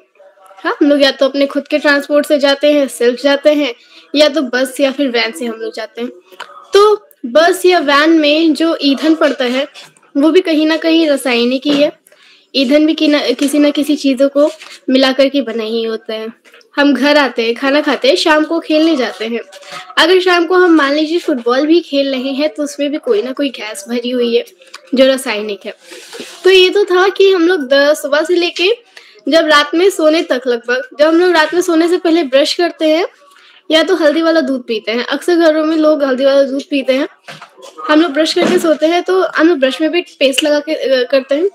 कहीं ना कहीं अब मतलब जैसे मेरे आसपास के जो एरिया हैं, यहाँ से लगभग 50 से 100 किलोमीटर दूर, वहाँ पे आज भी दातून किया जाता है। मतलब कि जो नीम के डाल या फिर उसके पतले पतले कहते हैं कि उसे नीम के पतले पतले जो स्टिक होती है जिसके ऊपर पत्ती हुई होती है, उसको काट करके ब्रश किया जाता है। तो वो नीम का था। ये तो एक उसका कह सकते हैं आपकी जुगाड़ू नुस्खा कह सकते हैं जो हम लोग पहले यूज करते थे। रसोई में काम आने वाले गरम मसालों में भी बहुत सारे रसायन होते हैं, मतलब बहुत सारी रासायनिक चीजें मिली होती हैं, जैसे तेज पत्ता। ये सब भले ही मतलब नेचुरल हो, लेकिन अगर हम इसको यूज करते हैं तो ये कहीं ना कहीं एक केमिकल प्रोडक्ट ही बनाते हैं, मतलब रासायनिक उत्पादन ही करते हैं। तो जैसे कि तेज पत्ता, लौंग, काले मिर्च, दालचीनी, सौंठ, मीठी इलायची, जायफल, स्टार फ्लावर, काली फली, छाप, छबील, ये सब अलग अलग उचित अनुपात से मिलाकर पीस लिया जाता है और गरम मसालों के मुख्य रूप से ही मसाले मिलाए जाते हैं। तो ये गरम मसालों के बारे में था। अब हम लोग जैसे रोज यूज करते हैं शक्कर खाद्य पदार्थ के रूप में हम लोग यूज करते हैं। चीनी में मतलब जो चीनी होती है हम लोग उसे चाय में डालते हैं, कुछ लोग दूध में भी डाल करके पीते हैं, कॉफी में, और बहुत सी जैसे खीर होती है। तो इन सारी चीजों में शक्कर डाल जाता है। शक्कर में हमें ग्लूकोज मिलता है। खाने का सोडा जिसे बेकिंग सोडा भी कहा जाता है। धोने का सोडा मतलब जैसे सर्फ एक्सेल हो गया, टाइड हो गया, व्हील हो गया। तो ये सारे जो पाउडर होते हैं वो कपड़े धोने के लिए होते हैं। गंधक जिसे कर्पूर भी कहते हैं। मरकरी जो कुमकुम के रूप में हमें मिलती है। सोडियम क्लोराइड जो हमें नमक के रूप में मिलता है। वसा सब्जी में उपयोग होने वाले तेल होते हैं। जैसे सब्जी में उपयोग बहुत सारे तेल होते हैं, मूंगफली का तेल होता है, और रिफाइंड होता है, सरसों का तेल होता है, तो इन सारी चीजों को हम वसा कहते हैं। सिरका, सिरका तो सभी जानते होंगे, जो अचार के अम्ल के रूप में किया जाए तो खट्टा खट्टा होता है। पेट्रोलियम, जो हम ईंधन के रूप में इस्तेमाल करते हैं। और फास्फोरस, जो अभी हम माचिस के रूप में इस्तेमाल कर रहे हैं। जब हम माचिस को जलाते हैं तो जो उसके ऊपर का भूरा भूरा वो होता है उसे हम फास्फोरस कहते हैं। तो आगे बढ़ते हुए मैं आप सभी को बताना चाहूंगी सोडियम बाइकार्बोनेट के बारे में। बेकिंग सोडा के रूप में जाने वाले सोडियम बाइकार्बोनेट का रासायनिक सूत्र NaHCO3 होता है। आमतौर पर ज्यादातर लोगों को किचन की अलमारी या पेंट्री में बेकिंग सोडा होता है। यहाँ तक कि जिनके पास अग्निशामक यंत्र नहीं है उनमें भी सोडियम बाइकार्बोनेट होता है। ब्रेड, रोल, बिस्किट और अन्य बेक किए जाने वाले सामानों में भी बेकिंग सोडा पड़ता है। जैसे हम लोग को अगर घर में केक वेक बनाना होता है तो जैसे मम्मी लोग बनाती है तो उसमें बेकिंग सोडा डालती है, जो केक का बैटर होता है वो उसे फुला देता है और उसे सॉफ्ट बना देता है। अगला है इथेनॉल। इथेनॉल का मतलब केमिकल फॉर्मूला या फिर रासायनिक सूत्र होता है C2H5OH। एकमात्र एल्कोहल है जो मनुष्यों के लिए जहरीला नहीं है, यहाँ तक कि उच्च सांद्रता में भी। अगर हम इसे ज्यादा से ज्यादा भी मतलब खा लेते हैं इथेनॉल को, तो ये हमारे लिए मतलब जो ये एल्कोहल होता है ये हमारे मनुष्यों के लिए जहरीला नहीं होता है। बाकी और जो एल्कोहल होते हैं हम सभी का मतलब मृत्यु का कारण भी बन सकते हैं। इसीलिए हम लोग को एल्कोहल, जैसे सैनिटाइजर में भी एल्कोहल मिला होता है, तो इसीलिए कोरोना टाइम पे सभी के पास था। जो मम्मी होती थी छोटे बच्चों को सैनिटाइजर के से मतलब मुंह में या फिर सैनिटाइजर और हाथ मुंह में डालने से मना करती थी। और ये इथेनॉल वाइन, बियर, रम, जिन और विस्की जैसे मादक पेय पदार्थों में सक्रिय घटक है। प्रागैतिहासिक काल में मानव उच्च कार्बोहाइड्रेट या चीनी सामग्री वाले फलों और फसलों का उपयोग करके क्विनका प्रक्रिया के माध्यम से इथेनॉल को संश्लेषण कर रहा था। और अगला है सुक्रोज। सुक्रोज जिसका रासायनिक सूत्र है C12H22O11। ग्लूकोज और फ्रुक्टोज, मतलब जो है इसका रासायनिक सूत्र बहुत बड़ा है। C12H22O11 है इसका रासायनिक सूत्र। और ग्लूकोज इसे सब यूनिट से बना है। इसे औद्योगिक उत्पादन उद्देश्यों के लिए गन्ने और चुकंदर से शुद्ध किया जाता है। सुक्रोज या चीनी, मिठाई, चॉकलेट, केक, कार्बोनेट पेय, पाउडर, दूध और फलों के रस में एक आम घातक है। हाइड्रोक्लोरिक एसिड, ये कक्षा 6 और 7 में हम सभी को मतलब अगर लैब ले जाया जाता है तो हम सभी को हाइड्रोक्लोरिक एसिड दिखाया जाता है। ये इसका कोई कलर नहीं होता है, हम इसे चीज़ों को टेस्ट करने के लिए, जैसे लिटमस पेपर है, हम इन सारी चीज़ों को टेस्ट करने के लिए इस पे हाइड्रोक्लोरिक एसिड और उसके साथ और कुछ केमिकल्स मिला करके चेक करते हैं कि ये एसिडिक इन नेचर है, बेस है या फिर न्यूट्रल है। तो हाइड्रोक्लोरिक एसिड का केमिकल फॉर्मूला होता है HCl। पानी में एक मजबूत एसिड समाधान है ये। इसे आमतौर पर या तो प्रयोगशाला ग्रेड एसिड या सफाई एजेंट म्यूक्रिक एसिड के नाम में बेचा जाता है। ये हमारे जो जैसे घरों में बहुत सारी सफाई करने की चीजें आती हैं, जैसे लाइजोल हो गया, इसका तो ऐड आप सभी ने देखा होगा। तो इन सारी चीजों में जो सफाई करने के जो मतलब लिक्विड में होते हैं, तरल पदार्थ होते हैं सफाई करने के, इन सभी में हाइड्रोक्लोरिक एसिड डाल जाता है। क्योंकि आप इसका एक एग्जाम्पल ले लीजिए, सफाई एजेंट के रूप में हाइड्रोक्लोरिक एसिड का उपयोग शौचालय के कटोरे और बाथरूम के टाइलों को साफ करने के लिए किया जाता है। एल्यूमिनियम क्लोरोहाइड्रेट, एल्यूमिनियम क्लोरोहाइड्रेट जिसकी फिटकरी के नाम से भी जाना जाता है। जब मतलब जैसे हम लोग की नाक वाक बंद हो जाती है जुकाम के टाइम पे, तो हम लोगों के घर में बड़े, ये अभी मैंने कल ही किया था क्योंकि मुझे बहुत तेज जुकाम हो गया था, तो बुआ ने बताया था कि फिटकरी को पानी में घोल करके उससे भाप वाप ली जाती है। तो ये होता है एल्यूमिनियम क्लोरोहाइड्रेट, जिसे फिटकरी के नाम से भी जाना जाता है। वास्तव में एल्यूमिनियम लवणों का एक समूह है जिसे आम किस्म का रासायनिक सूत्र Ai2CiOH5 है। एल्यूमिनियम क्लोरोहाइड्रेट में मजबूत हाइड्रोस्कोपिक गुण होते हैं, जिसका अर्थ है कि यह नामी को आसानी से अवशोषित कर लेता है। परिमाण स्वरूप इसे अक्सर एंटीस्प्रेनेट और डायरोनेट उत्पादनों के एक सक्रिय घटक के रूप में उपयोग किया जाता है। इसी के साथ मैं अपनी वाणी को विराम देती हूँ। आशा करती हूँ कि आज की मेरी प्रस्तुति से आप लोगों ने कुछ न कुछ नया जाना होगा। धन्यवाद एवं शुभ रात्रि।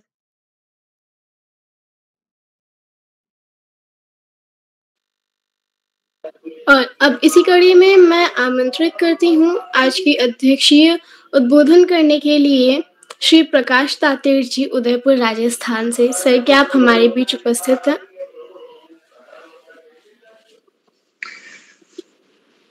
मेरी आवाज आ रही है? ओजस्वी जी, हमारी आवाज आ रही है? जी सर, आपकी आवाज आ रही है। आपका हार्दिक स्वागत है। ओके जी, ओके।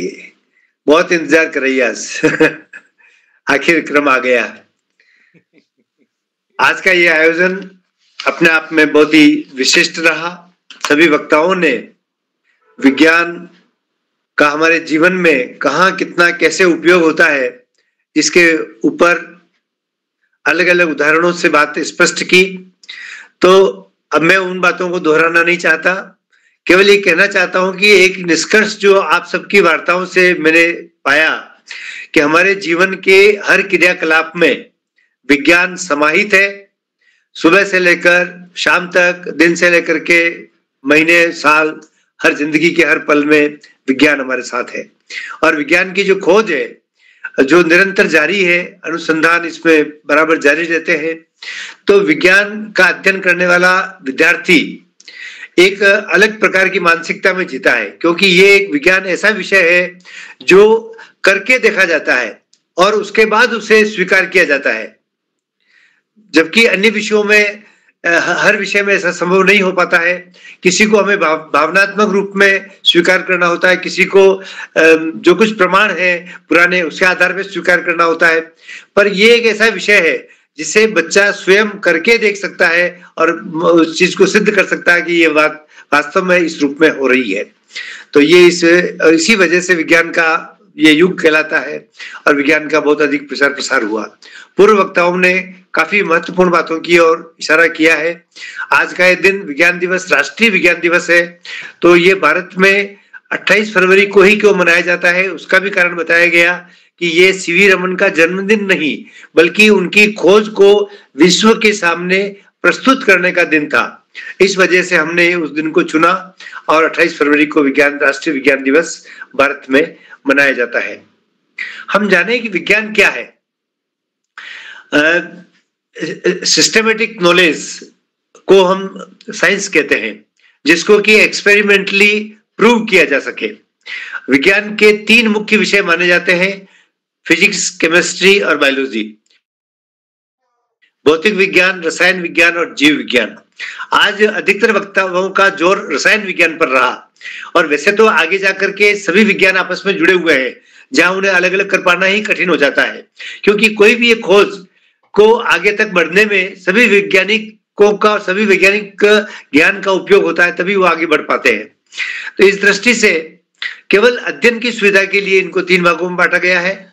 भौतिक विज्ञान के अंतर्गत हम heat, light, electricity, electronics, computer, magnetism और जो मैटर है, द्रव्य पदार्थ, उसकी जनरल प्रॉपर्टीज की स्टडी करते हैं।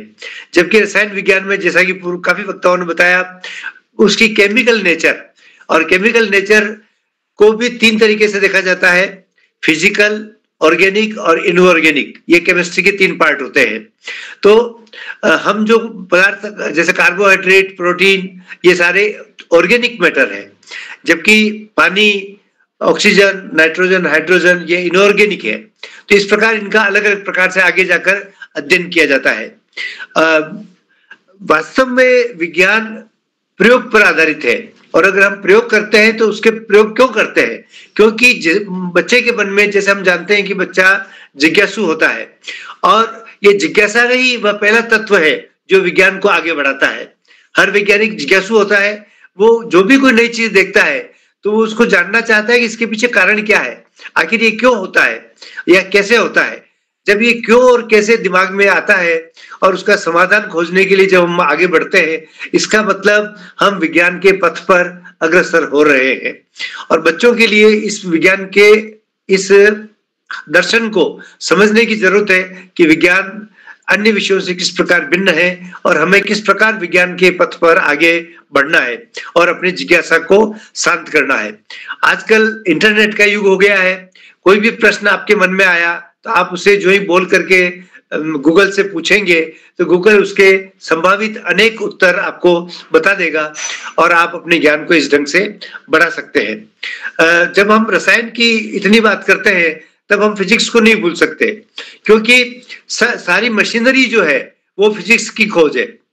हमारे घर का प्रेशर कुकर, गैस सिलेंडर या जो गैस उसमें जो भरी गई है वो गैस तो रसायन है, किंतु वो गैस चूल्हे तक आकर के कैसे जलती है, कैसे हम लाइटर का उपयोग करते हैं, मिक्सर, ग्राइंडर, माइक्रो ओवन, यानी कि हर मशीनरी, टीवी, कंप्यूटर, मोबाइल, ये सारा और जितने भी यातायात के साधन है ये सारे ही फिजिक्स की देन है। ठीक है, उसमें काम आने वाले कहीं रसायन है, पेट्रोल डीजल रसायन है, पर मूल रूप से जो उनकी चीजें बनी है ये सारी फिजिक्स वालों ने बनाई है और फिजिक्स की वजह से वो आगे बढ़ी है। तो हम केवल रसायन की बात करें तो अधूरी होगी, यानी कि वो हाथी, अंधे लोगों ने जिस प्रकार हाथी को देखा, केवल एक अंग को देख करके हम हाथी को पूरा नहीं पहचान सकते, उसी ढंग से समग्र विज्ञान को देखना होगा। भौतिक विज्ञान उसमें काफी महत्वपूर्ण है। हमारे जीवन की हर दिनचर्या, हर कारण जो कुछ होता है वह घटना भौतिक विज्ञान से ही समझाई जाती है।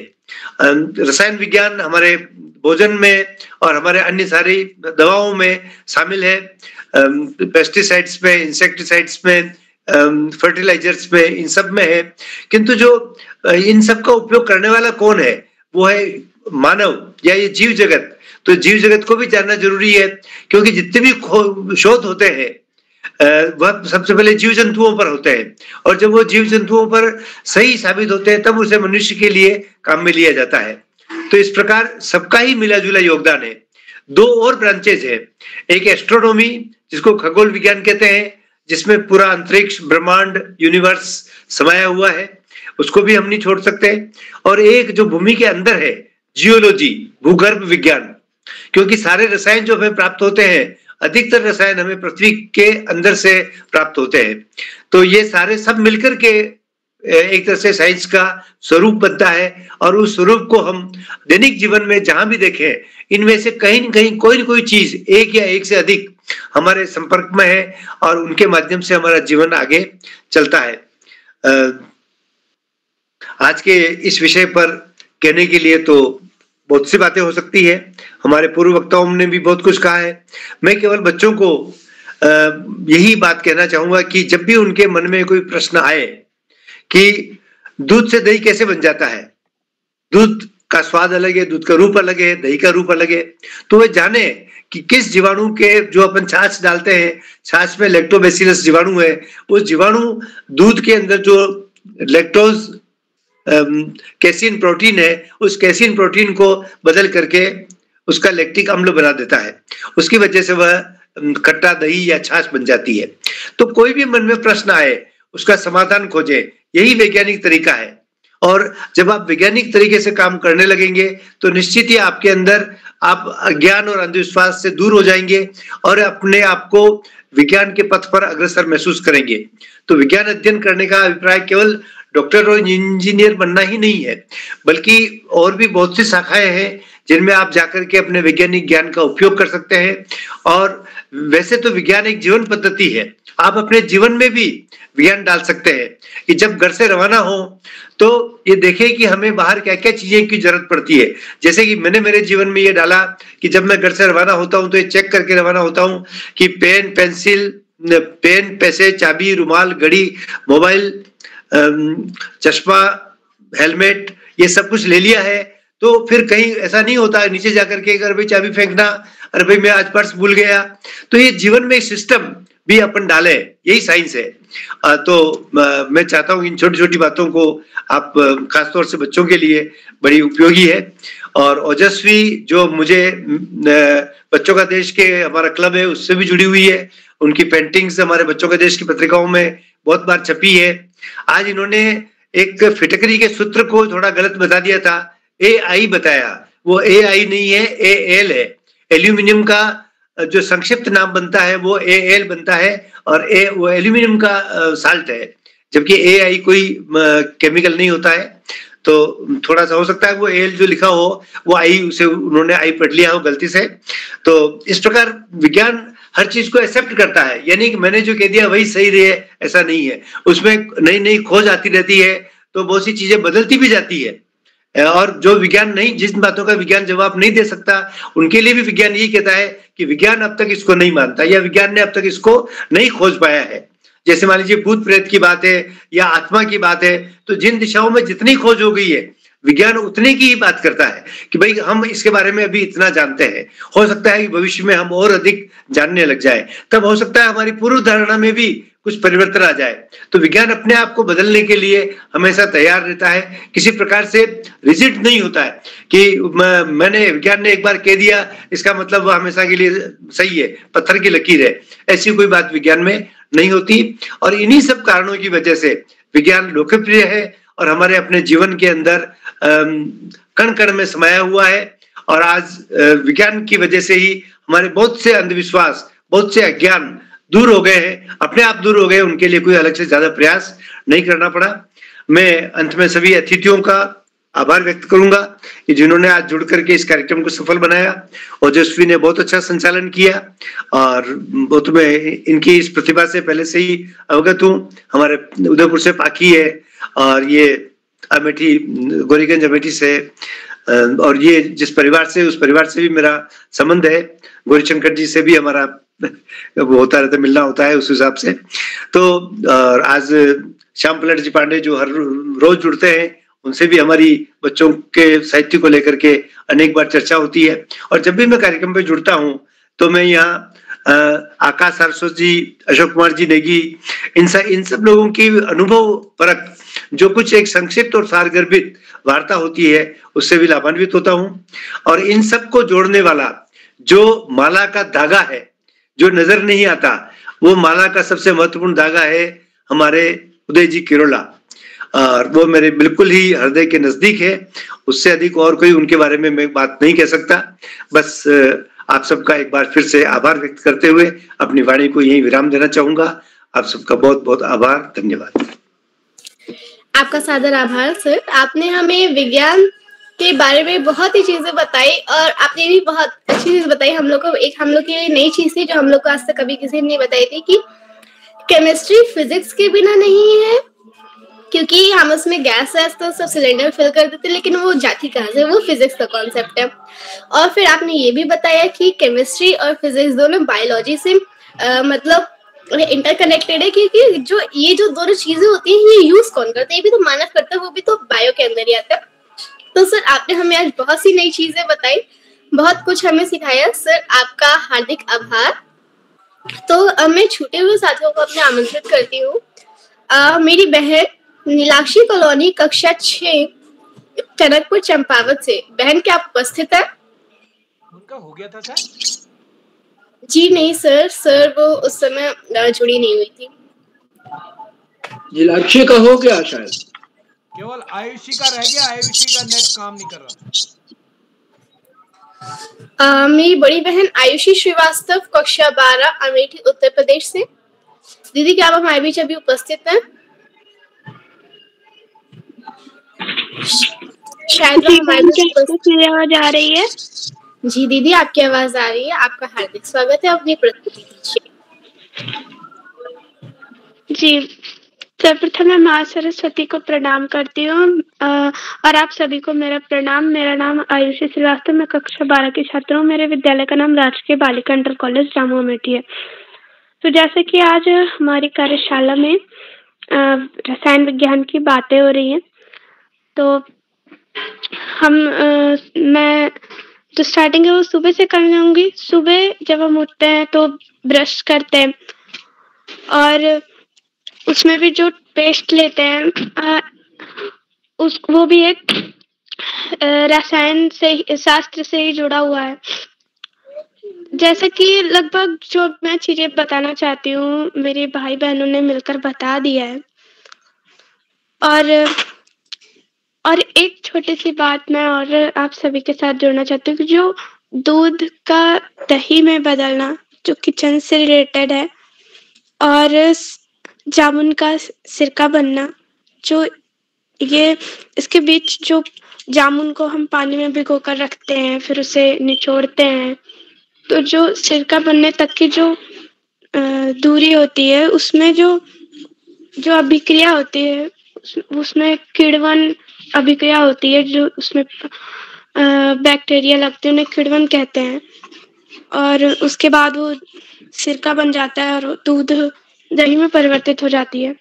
ऐसे बहुत सारी चीजें हमारे साथ डेली की जो हमारी दिनचर्या उसमें जुड़ी हुई, जो रसायन शास्त्र से जुड़ी हुई है। जैसे कि हल्दी हमें चोट लग जाती है तो उस पर हम लगा देते हैं, तो हमारी जो WBC है उसको सक्रिय कर देता है। और उसके बाद फिटकरी भी हम बहुत यूज करते हैं उसका, कि उसे जब वो कभी-कभी हम दवाई खाते हैं और वो जब रिएक्शन करने लगती है तो हमारे वहाँ जो है दूध में जो गेरू होती है, लगभग सब लोग जानते हैं उसके बारे में, गेरू मिलाकर पिला देते हैं, तो उससे जो दवाई जो रिएक्शन कर रहती है उससे जो बड़े-बड़े दाने निकल आते हैं वो ठीक हो जाते हैं। और ऐसी बहुत सारी चीजें हमारे साथ होती हैं। और हमारी जो लगभग जो हमारी लाइफ है वो रसायन शास्त्र से ही जुड़ी हुई है। और बहुत कुछ है, अगर हम गिनती भी करने बैठते हैं ना तो भूलते चले जाते हैं, अरे ये बताया या वो बताया। और जो सुबह दातून करते हैं उससे भी कई सारी फायदे होते हैं। और जी धन्यवाद।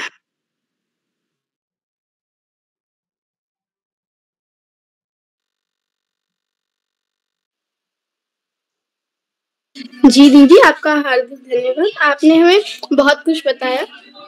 ये चीज आपने बिल्कुल सही कही। अगर हम गिनने भी बैठ जाए तो हम बहुत कुछ भूल जाएंगे, फिर हम बाद में ये भी बैठे सोचेंगे अरे ये तो बोलना भूल ही गए।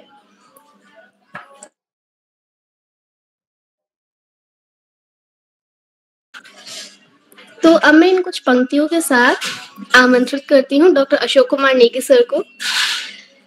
रही चाह ना बाकी कुछ भी जब से पाया यह उपहार, रही चाह ना बाकी कुछ भी जब से पाया यह उपहार, जब उपवन सुरभित हो जाए, जब उपवन सुरभित हो जाए, जब उपवन सुरभित हो जाए, पाकर पावन अनुपम प्यार, पाकर पावन अनुपम प्यार।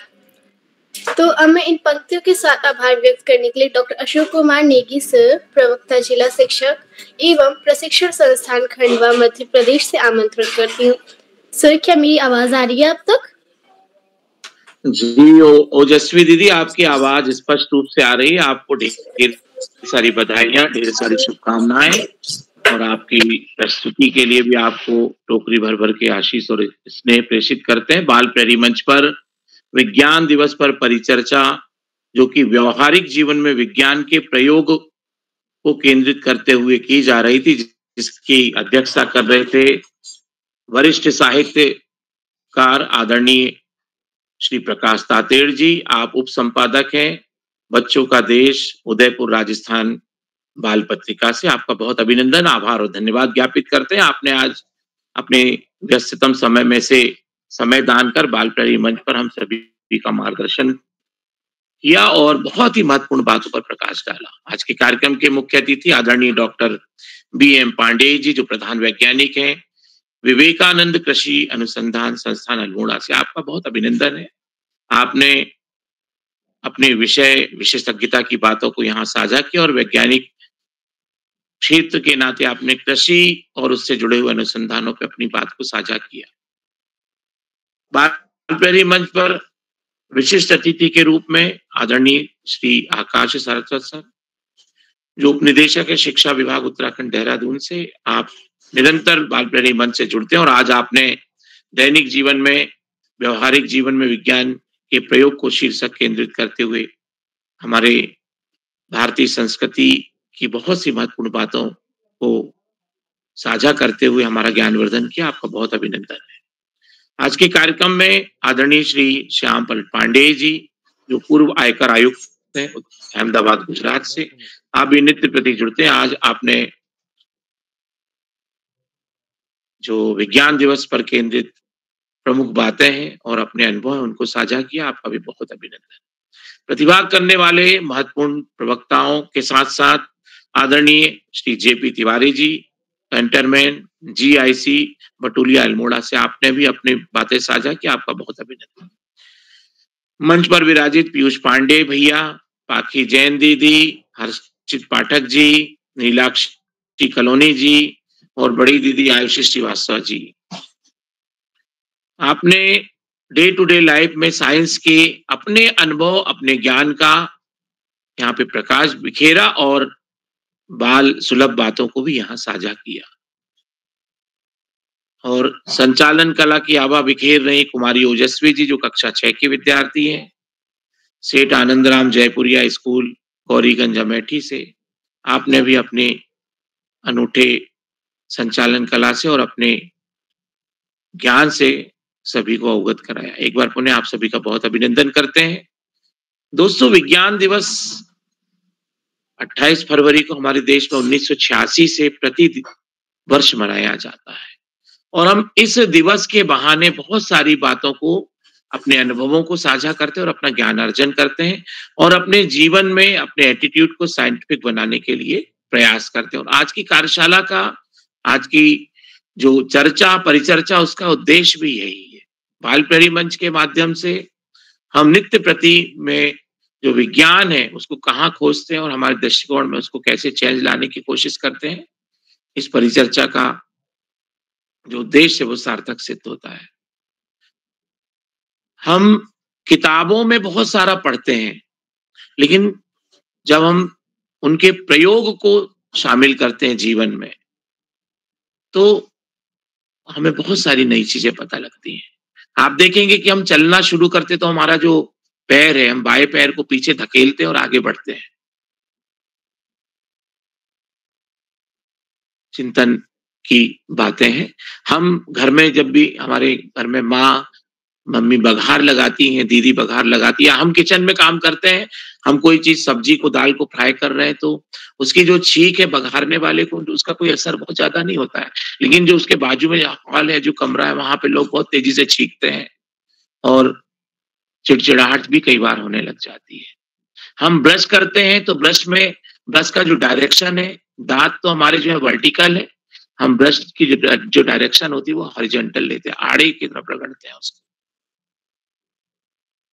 तो छोटी छोटी बातें हमारे जीवन में, जिनके तरीके यदि हम सिस्टमैटिक लाते हैं तो हम अपने जीवन में वैज्ञानिक दृष्टिकोण की बलवती की दिशा में आगे बढ़ते जाते हैं।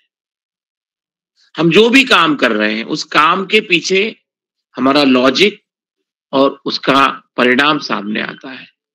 हम आदिकाल से भारतीय संस्कृति में हम जितने भी काम कर रहे हैं, वो सारे के सारे कामों को यदि सिस्टम से हमने किया है तो वो सिस्टम वैज्ञानिक दृष्टिकोण की ओर हमको लेके जाता है।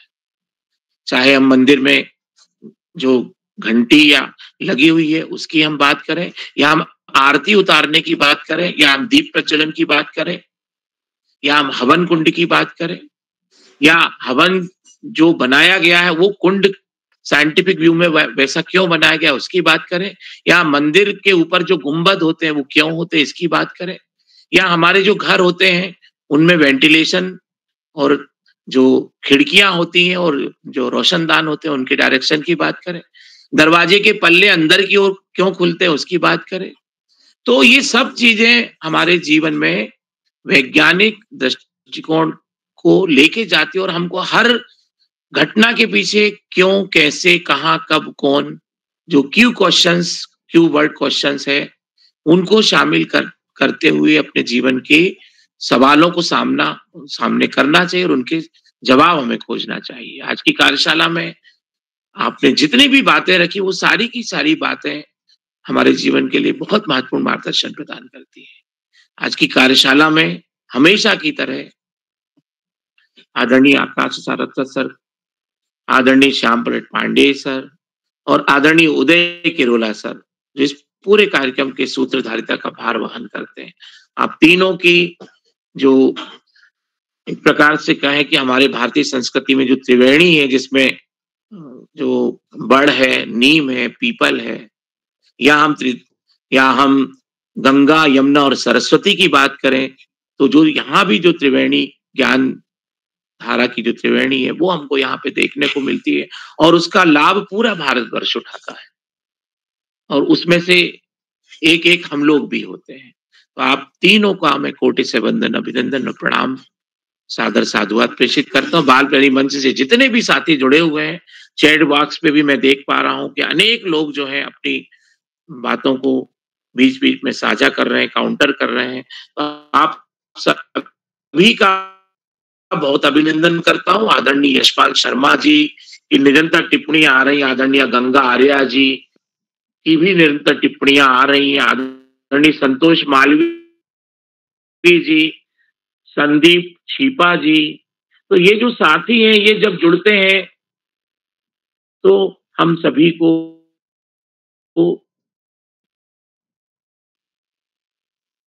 उत्साहवर्धन करते हैं और आपकी टिप्पणियों से बच्चे भी जुड़ते हैं और मोटिवेट होते हैं। आदरणीय इंदु गुप्ता जी, मैं सभी का अभिनंदन करता हूं और एक बार पुनः आप सभी को विज्ञान दिवस की पूर्व संध्या की अनंत हार्दिक शुभकामनाएं देता हूं और अपनी वाणी को विराम देने के पहले एक बार पुनः आग्रह चाहिए, हमारा खुद का चिंतन होना चाहिए, हमारा खुद का सोच होना चाहिए।